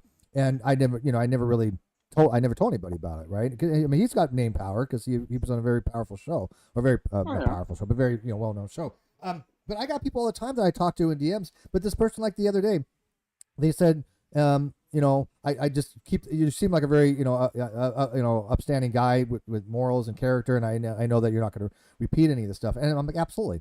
This is between you and I. People know that people tell me these things and I don't go around blasting, even if I don't even associate with somebody any longer. I don't go around blasting their private shit. I'm very, I mean, good grief though. If somebody gets a hold of my hard drive, game over for them. Because all my stuff goes public. If something ever happens to me, my computer goes right to Res Rhetoric, and I'm like, dude, make everything public you want. But just don't hurt anybody in the process. Don't release like somebody private messages to me that is a good person, right? But I mean, obviously that would be crappy even after my passing. Yeah, that would be pretty bad. Yeah. But I mean, but yes, I remember we've come a long way since G-Man. But he's still around. I did messages on a Skype a month or two ago. But he never got back to me, which is weird. He usually does. GCat was one of the most funniest hangouts of all time. The story of GCat has got to be the funniest hangout that I've ever been. It is 100% the funniest hangout that I've ever had in my entire life. Oh man, I wish I was there for it. You didn't see the GCat episode? I didn't. So this is what happened. We were having shows with Ken Hovind on Non Sequitur show, and it came to be a meme, pine trees and elephants, because Hovind doesn't believe that pine trees are related to elephants, right? So I had a hangout after show about pine trees and elephants, and G-Man came on doing his usual G-Man shtick, and Aaron Ra was with us, and Aaron Ra and G-Man had never met before. This was the first time they ever talked. I got them together, and G-Man was talking about slavery. And during the conversation, he had a cat. He no longer has a particular cat. Don't remember her name. I just remember it was a she. And during the conversation, he runs the argument, well, is my cat a slave because they own a cat kind of stuff. And he put the cat in front of the webcam, right in front of the webcam. And the cat's look, I swear to God is my witness, you could read that cat's mind, which was, get me the hell out of here. and Aaron lost his shit laughing. It was so fucking hilarious. Dude, it's on two channels. I have the original on the my channel, then I have a clip version of it on another different channel that I had called the Great Debate Community channel. But go watch this search. Everybody go search Pine Trees and Elephants. The story of GCat is what I called it. And there's even a timestamp where it happens, pinned. But come on, guys, in my live chat, do you guys know any funnier? I don't know what it was about that was so hilarious, but we all couldn't stop laughing. The look on this poor cat. Yeah, I'll definitely check out some of your stuff when I work in at 8 hours. Like I got work in 8 hours, but yeah, I got nothing. I my day tomorrow is spent. I got a medical appointment. I gotta go, and then I gotta go get some more refill on my prescription, and go a little bit shopping. So tomorrow I'm gonna be out and about all day. So, and my roommate's like, "Yeah, get out of the house." I'd like to answer one of the questions that was put in the chat by April. How is calling a trans one a male any different than calling a black man a monkey? Both are factually true. Does that mean they don't hurt? Well, no. If one's meant to hurt. One's meant to hurt. Yeah. The other one, But here's the thing. And I'll answer for him because But I mean, I'll answer. Then April can obviously through the live chat. But here's the thing: if Yeah, I yeah. go out of my way to say to a black person that particular thing, it's meant to hurt them. But if I'm in biology class, right? If I'm in biology class, and I had that flagged on Twitter by saying humans were monkeys, and they're like, does that include black people? I'm like, includes everybody. That's biology. Yeah, That's just that's a fact. But when you go out of your way to try to hurt somebody, right? But here's the thing: I don't use racial slurs anyways, right? I don't go out of my Right. way to use a racial slur to hurt somebody. But when somebody is forcing somebody to use a particular pronoun, now they're dominating somebody. They're trying to exert control, Right. and that's a very different situation. Yeah, it's a false equivalency whenever someone brings race into an argument about trans ideology. It's not the same thing. It's similar because both of them occur in society, and there are some bads and goods that happen in society. But in one case, it's meant to hurt. The other one, exactly what you were saying, is meant to exert control. And here's the I difference don't too. think that's equivalent. And I here's don't the think difference that. too. It has to do with all people, right? Why would you single out a subset of humans to point out that they're a monkey? Why would you do that? Why would you need to? It's all humans. Exactly, and consistently, I've always like my profile picture right there. All you see is the words "trying more." Well, actually, the full quote is, "If we could all get over our sense of tribalism and see the other side as someone else trying to solve the same problems, we could accomplish so much more." I've been trying. How much more can I reach across the aisle? Yeah, and the only thing you could do is keep reaching, and anybody willing to take your hand, shake their hand. And and and Anybody not willing to take your hand, no. and again, if somebody says like, "Look, I'm not a monkey," they're usually a creationist. That's nothing to do with race. And then you go, "Yes, you are." And if that person happen to be black, you're not talking about that. You're talking about just a creationist that doesn't understand biology at that point, Right, right. right? So, Evolution? What's that? and here's the weirdest thing, man. I get along with the most unlikely people on the creationist. Like for example, people know now. Like for example, Dr. Jonathan Sarfati. He's a big name in the creationist community. He's the head of the. Oh, good shout. Yeah, he's the head of the creation.com, CMI, Creation Ministries International. Yes. We go back to YouTube days probably 8 years ago when we were commenting. I was commenting on some videos way before I even had the Non Sequitur show. We go that far back. And he finally he went on a show not too long ago, and he even said, there's a YouTuber, Steve McRae. He's like, we don't agree on creationism, but we get along really well. We just happen to get along. And I was really appreciative that he actually, made that public kind of stuff. But we don't agree on a lot of things. On this particular issue, on the trans thing, we do agree 100%. But this guy's known for being an asshole to people. He's really well knows he can be an asshole to people. He has never been an asshole to me. Well, maybe early on the initial YouTube stuff. But I mean, but I have the most unlikely, like for example, Dr. Casey Luskin. We're gonna have a beer in Seattle when I go up there because I'll be eventually going up to Seattle. Nice. And he's with the Discovery Institute, right? We shouldn't get along, right? But we do. Dr. Jonathan McGlatchy, who I just had a long phone call with yesterday. One of those rare instances where private conversations, because people are like, "Oh, Steve, I want to have a private conversation with you on something that I disagree with you with, or whatever." This was just a catch up, but I usually don't. I like to have things public, but I haven't asked him, do you want this, broadcast or this, a private little thing? And he's like, no, this is just between us. Okay, great. He's a great guy. I met him and his wife in, what is it, Long Beach. Great guy. Great guy. But we don't agree on intelligent design. So it is weird that I could reach across the aisle and have friends with people that I don't agree with. Well, it's not exactly like the way that I've discovered it, because like I told you, I'm part of the furry fandom, and everything's going friggin' nuts on that side of See, things. I don't even on get the into the left whole side. furry thing. Yeah, well, I mean, I'm just talking from a human side of things, not what's going on over there. But it's like a lot of the people that I've made friends with, I don't agree with a majority of the way that they view the world. But at the same time, I respect them for their disagreements, and that's where it comes in, is understanding that we're not going to agree with everything. But when you surround yourself with people that agree with everything, every single little thing. It stacks and stacks and stacks and stacks, and then you're just waiting for that one disagreement to just topple the tower. Yeah. That's why I actively try to surround myself with people who I agree on some things and I disagree on some other things, and I Well, don't that's how let you the get a disagreement bug me. balance.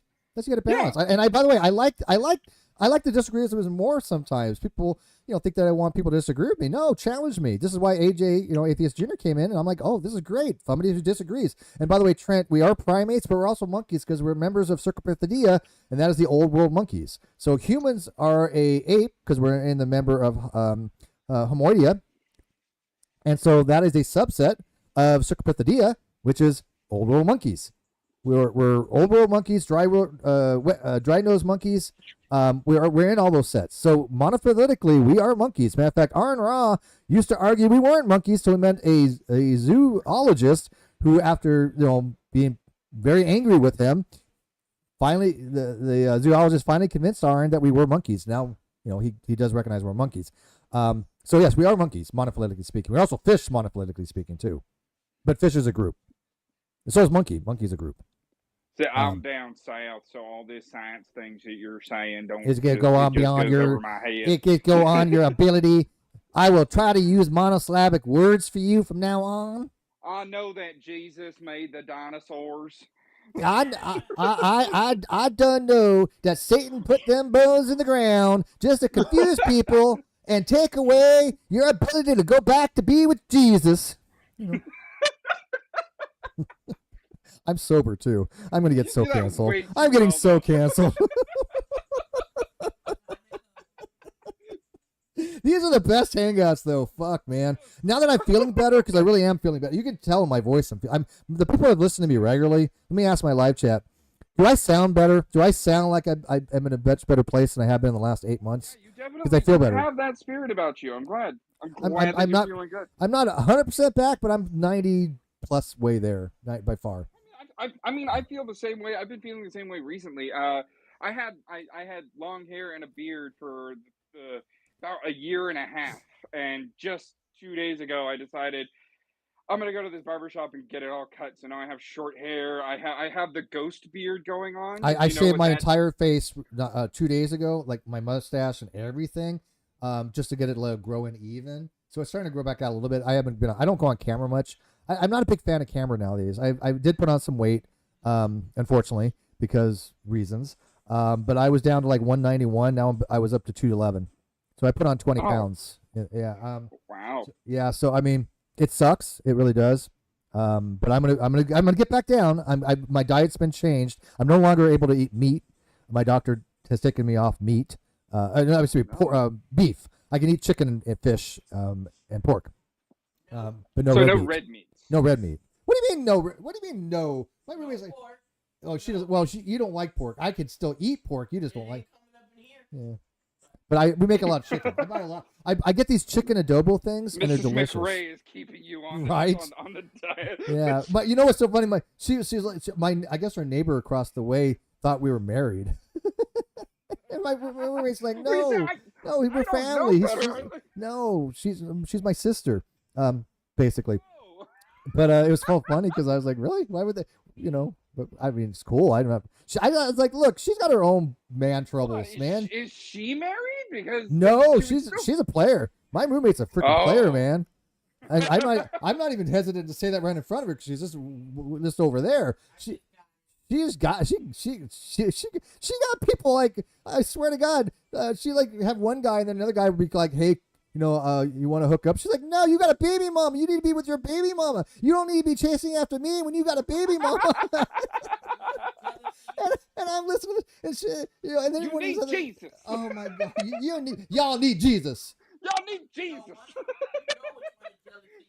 Oh yeah. Her main guy, who's even older than I am, is jealous of me, even though he knows. I've known Kano 15 years. I think it's been. Or more. We have never been more than just platonic friends ever. And yet he told her that he was jealous, thinking that we were sleeping together. And she told him, "Are you kidding? That's family. Like fucking my brother." It's weird. That's how we think of each other. And he just couldn't accept that. And she's like, "Look, if you can't accept that, then that's a you problem." That's a you problem. I mean, what else do we need? You can't dissuade somebody from those kinds of weird irrational beliefs. You know. You know. Awesome says we all need Jesus. We all need Jesus. We all need Jesus. Praise the Lord. But and here's the thing. I have a lot of Christian friends. I mean, people will say, "Oh, well, Steve's anti-Christianity." I've had that levied against me before. That died out pretty quick. Yeah, that didn't last very long.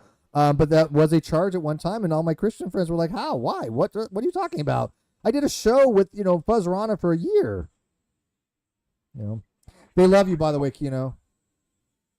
Oh yeah, we do. I've been paying attention. My live chat, yeah. My live chat says I've been big ups. paying attention to that live chat. Yeah, but anyways, I'm probably gonna. I don't know. I kind of I want to wrap it up, but I mean, I'm feeling good, and I've had coffee. I'm just glad I was able to get on, and the microphone actually. I don't know what you did different, but it worked. Yeah. I think you were having issues last time, but this worked great. Yeah. I would request that I would see you mashing the invite. I was like, why? I did. I was. I'm not even joking. You could see it on my video. I was on my inviting. screen. On my screen, at the bottom left, it was like request sent. I was like, okay, he's accepting it. Let me do. I wasn't kidding you. Yeah, you were. You were. But I think the difference is it asked me, do you want to join as listener or speaker? And I was like, ooh, speaker, yes. And whatever you changed since the last one, that's exactly what I know exactly what I changed, but I don't want to put it out there what I did. Yeah. Ooh. Yeah. Secrets of the trade. There was something that I did that was a little bit different, but I'm not going to put it out there. Yeah, fair enough. But yeah, so you did notice though there was been a change. You did notice something was different. Yep, something was different. Because that difference happened. Yeah. Yay, I'm here. Yeah. But I think the next stream today's Wednesday. Like I said, I'm gonna be out tomorrow, so I'm just gonna take it, do what I gotta do and probably go home. Friday night, I pretty much only stream at night, but Friday I think that I'm gonna go back to my atheist review. I need to do something with atheism. I just don't know what, or agnosticism. Go back to my philosophy stuff. I gotta keep a mix up.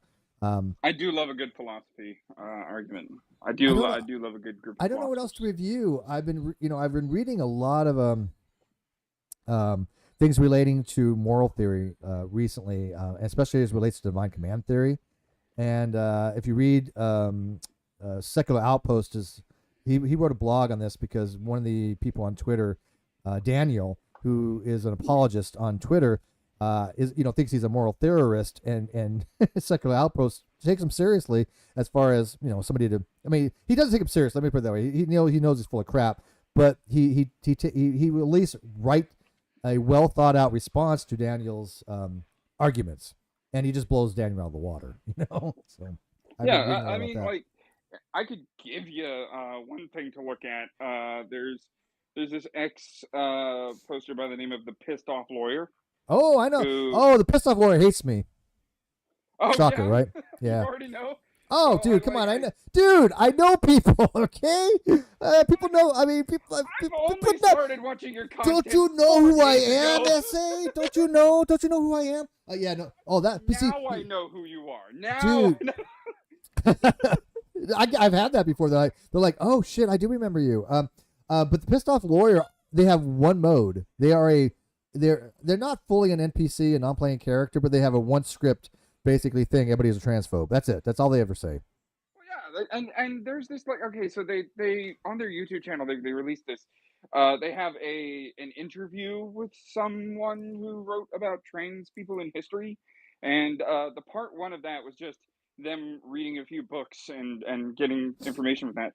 But the first 4 minutes was, if you want to support the channel, spend money on our Amazon page. I look at that, I'm like, that's not activism. You're asking for money in the first 4 minutes. Yeah, do it at the end or something. Like I usually promote myself at the very end. In fact, if you want to become a member of the channel, you got a nice, cool name. Support the channel here by becoming a member. And I still have Patreon. My Patreon is in the bottom too, so the people out there. That's why I'm trying to put out content. I've had Patreons for years, and I feel like if I'm not putting out content, why have a Patreon, right? So I got to give something back to them. So I'm going to be streaming more often at night. And maybe on the early morning weekends on maybe like a Saturday, I can stream a little earlier. But to catch you. But yeah, I'm definitely gonna be streaming more often now that I'm feeling better. But Kimawaki, I don't know anything about Heidegger or Hegel. Those are two people I just never looked into. I don't understand German philosophy. The continental stuff, I don't get into any of it. Heidelberg and Hegel especially. I've tried to read Hegel. I really did. It's just, see, Hegel used a very specific language. He made up his own words, kind of, so, and so I don't know what the hell he's talking about. Does that make sense? Kimo Maki's read this, so I'm hoping I make sense to you, Kimo. I don't understand what the hell they're talking about. German philosophers don't make sense to me, except for Nietzsche. But Nietzsche's good.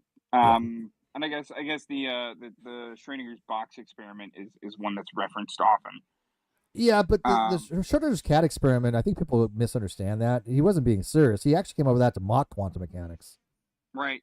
Yeah. So that's why I find it hilarious when people take it seriously, because I'm like, he's mocking it. Yeah. A lot of people don't recognize that. That's one of my favorite references. I don't know if you've ever watched Futurama.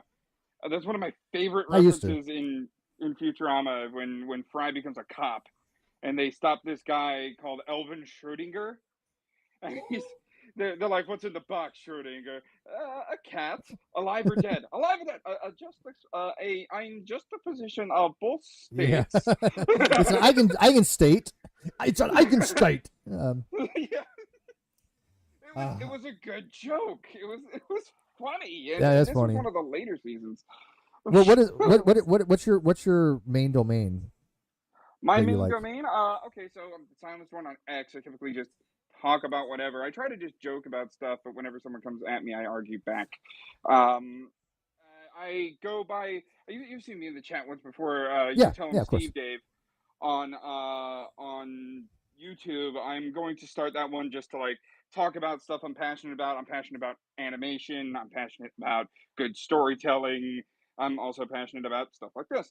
Cool. And on my other channel on YouTube, which I'm currently in the middle of reviving because it's been idle for like 3 years, I write what if stories. So like I'll take a concept that's established, I'll change something early on and see how the rest of the story plays out. That sounds like fun, actually. Yeah. A lot of it is nerd culture. Fair warning. I'm pretty nerdy. Like Dragon Ball, you know Dragon Ball? Yeah, Dragon Ball Z. Okay, it's over 9,000. Yeah, so the Saiyans were known to be a more male-based society in which like a lot of the guys had a lot more jobs to do than the female in that society. So I said, okay, Prince of all Saiyans, make her a princess. What happens? Well, now there's 4 Saiyans in the beginning instead of 3, and I went on with that, and it was an interesting little thought experiment. Yeah, that would be because I analyzed not only psychologically how characters would think at that point in the timeline, but I also thought, okay, how does the society I love thought experiments, man. I at night especially, I'll take my medication, which is indica. It works. I hate to say it, I really do, because people are like, oh, you know what, try edibles, and it has changed.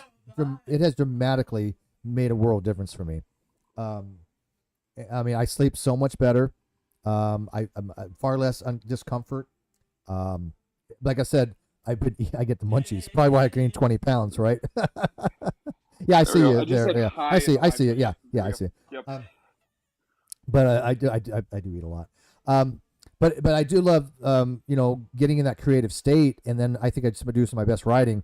But it's been a while, and I just posted something on my blog for the first time in months. But it was basically just what Chat GPT says about me, because it's correct. It is correct. And so I'm like, when people say, Steve's far right, I'm like, no, I'm not. It even says here I have no real political leanings, and it's right. Right. And that's the way I feel a lot about it, like the political stuff. Anybody who's like, oh, you're just another conservative. I was like, okay, what is your definition of conservative? I'm not even a Trump fan. I am not MAGA by any stretch of the imagination. Right. Like, just the opposite. I think MAGA is just another cult. I'm sorry, because I have friends that are in it, but I don't like it. I don't like what MAGA stands for. I like the words, but I don't like the meaning. Oh yeah, right. Behind the words. Right. It's unfortunate that's a good slogan. It's just you know, for got the the wrong wrong reasons, people right? behind it. That's Right. yeah, that's the Right. problem. So like, and that's why I argue that okay, if you're going to argue that 100% of a population is good, then give me a good population to look at.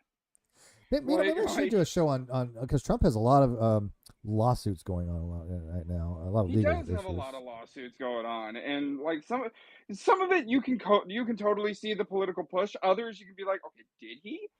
Because Yeah. I'd want to know the truth on that one. No, I think he's going to be. What matters. I think he's going to be guilty, but Yeah, we'll see. I think I think they're gonna push it and push it and push it, and He'll either get way, convicted. someone Whether he who- goes to jail or not's a different story. But it all matters if he can run, because if he can't run, then no, he won't run. He won't run. No. no. But I mean, I don't- even if he's convicted, I think the most he's looking at is a year. Yeah, like, he's also one of the he's a good businessman. I'm sure he's got several good lawyers on his belt. No, You he know, doesn't. so- His lawyers are crap. His lawyer was like, this is what his lawyer was. I'm not even joking, guys. This is what his lawyer was. The defense rest. They had no defense. They had no defense. Wow. They had no defense for anything.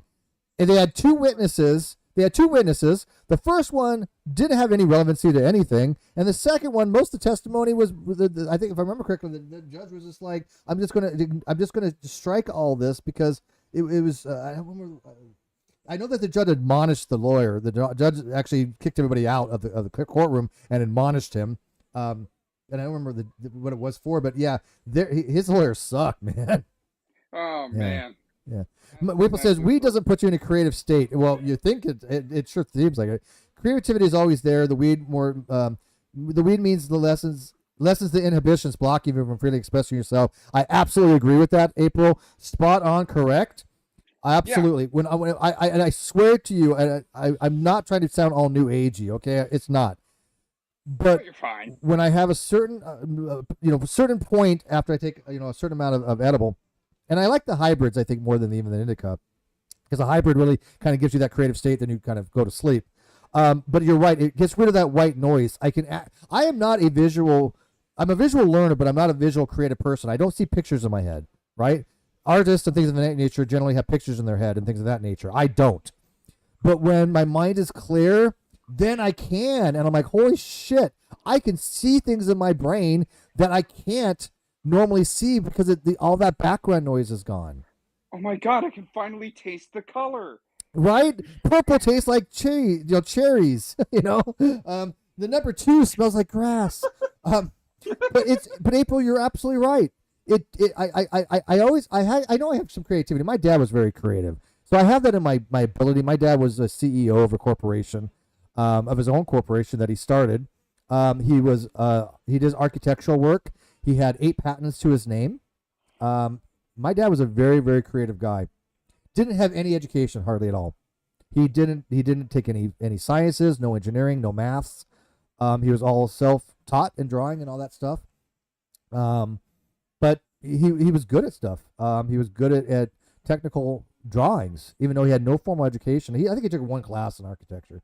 But I mean, really, so to speak, he did have drafting. He had drawing classes, but very minimally. He certainly was not, a 4-year architect. Yeah. But his designs were such that my uncle, who was a contractor, would utilize them. So. Yeah. So I know that I have that in my ability. I can't draw with a dam though. I'm not at all. See, I can't draw with a dam. That's why like a lot of the thumbnails that I have on the main channel is it is me tracing, but because the content is anime, I get away with that in my in my thumbnails. And that's mainly how I would do the thumbnails: is position, trace, get them in the right spot. I don't put a lot of effort in my thumbnails, but they are decent. I mean, they're not that bad. Yeah. But I will let you guys know this. I just something reminded me of it. And then I got to wrap it up. Okay. I will be hosting. Andrew Wilson, unless they change their mind, Andrew Wilson wants me to moderate debates for him on the Non Sequitur show when people want it on a third party thing, or have me go on the Crucible and moderate certain debates. And I said absolutely fine. So again, Andrew Wilson is not somebody that I should ever get along with, but I do. I agree with a lot of this stuff, and so just because I happen to get along with the guy doesn't mean I agree with his and they are patriarchal. Absolutely, he promotes patriarchism. Just 100%. The patriarchy. Women should be subservient to the man under Jesus kind of shit.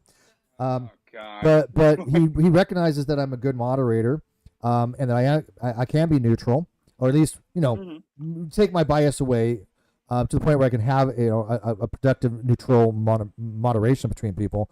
So hopefully that I would love to go on the Crucible and moderate for him on debates where somebody wants a third party moderator. It doesn't even have to be on the Non Sequitur show. But when somebody says they want it on a neutral platform, then hopefully that the Non Sequitur show will be a vehicle for that. That'd be great. Because he's been on the Whatever podcast all the time, and that has like 6 million subs. I don't care about the subs or anything like that, but at least it gets to a larger audience that, look, here's the reality. We all put things out there to be listened to. And if it goes to a wider audience, that's great, because that means that our views are influencing more people. I don't see any problem with that whatsoever. And no, I'm not using for that. Actually, I have to do like the guy. But hopefully that'll happen. I just moderated that debate with Dr. Casey Luskin and Dr. Dan, and it was fantastic. My mic was a little but even Evolutionary News, they liked it. And even though I don't agree with Evolution News, I mean, we get along, right? I mean, so I might start doing more debates with Evolution News people, because I like Jonathan Milachi is big, and he works for them. And we get along fantastic. Really great guy. So I mean, I am going to try to start building up my connections again with people that I really do like, and start maybe having these types of discussions and debates now that I'm feeling better. So you guys cool with that? You're going about it the right way. Cool. So my live chat like that. You guys want to see more of that? Because I certainly do. Because I thought that debate with Casey Luskin and Dr. Dan was excellent. It really was productive. Dr. Dan got a lot out of it, and that was really cool. So go check it out on the Non Sequitur show. So, definitely. Anyways, guys, I feel like we need more neutral spaces like this, and I'm glad you're doing this. And I'm gonna be pushing for that. So become a member of the channel, guys, or Patreon, or just help share it on Twitter, because I do a lot more on Twitter, obviously, but I will be streaming. But I agree with you. I think we do need more moderate voices out there, and I want to be known as a moderate voice. I want to be known as somebody who can build bridges across the aisle and not have radicalism in my ontology. I don't want to believe certain things that are just not true. So, anyways, you see, because it's a gray area. That's the excuse they use, and it's not a gray area. It's a line, and we're looking across the line. Yeah, exactly. All right, man, I'm going to end the space and wrap it up. Thank you, Silence, for coming on, and thank you to my audience. Thank you for my moderators. You guys are great. And if you like the content here, feel free to leave a little tip in the comment section, but even still, leave a comment in the comment section. I always try to get back to people. I'm sorry that I haven't got back to a lot of people on the debate. I was getting overwhelmed with the comments on the Non Sequitur show, and I approved everything. But I didn't respond to like all of them because it was a bit much, and a lot of technical stuff as well. There's a technical subject. But leave me comments, guys. I appreciate it. Okay. I know a lot of you do, and I do get back to you. So with that, I'm going to end this. Thank you, Silence. Thank you, audience, and you guys all have a great night.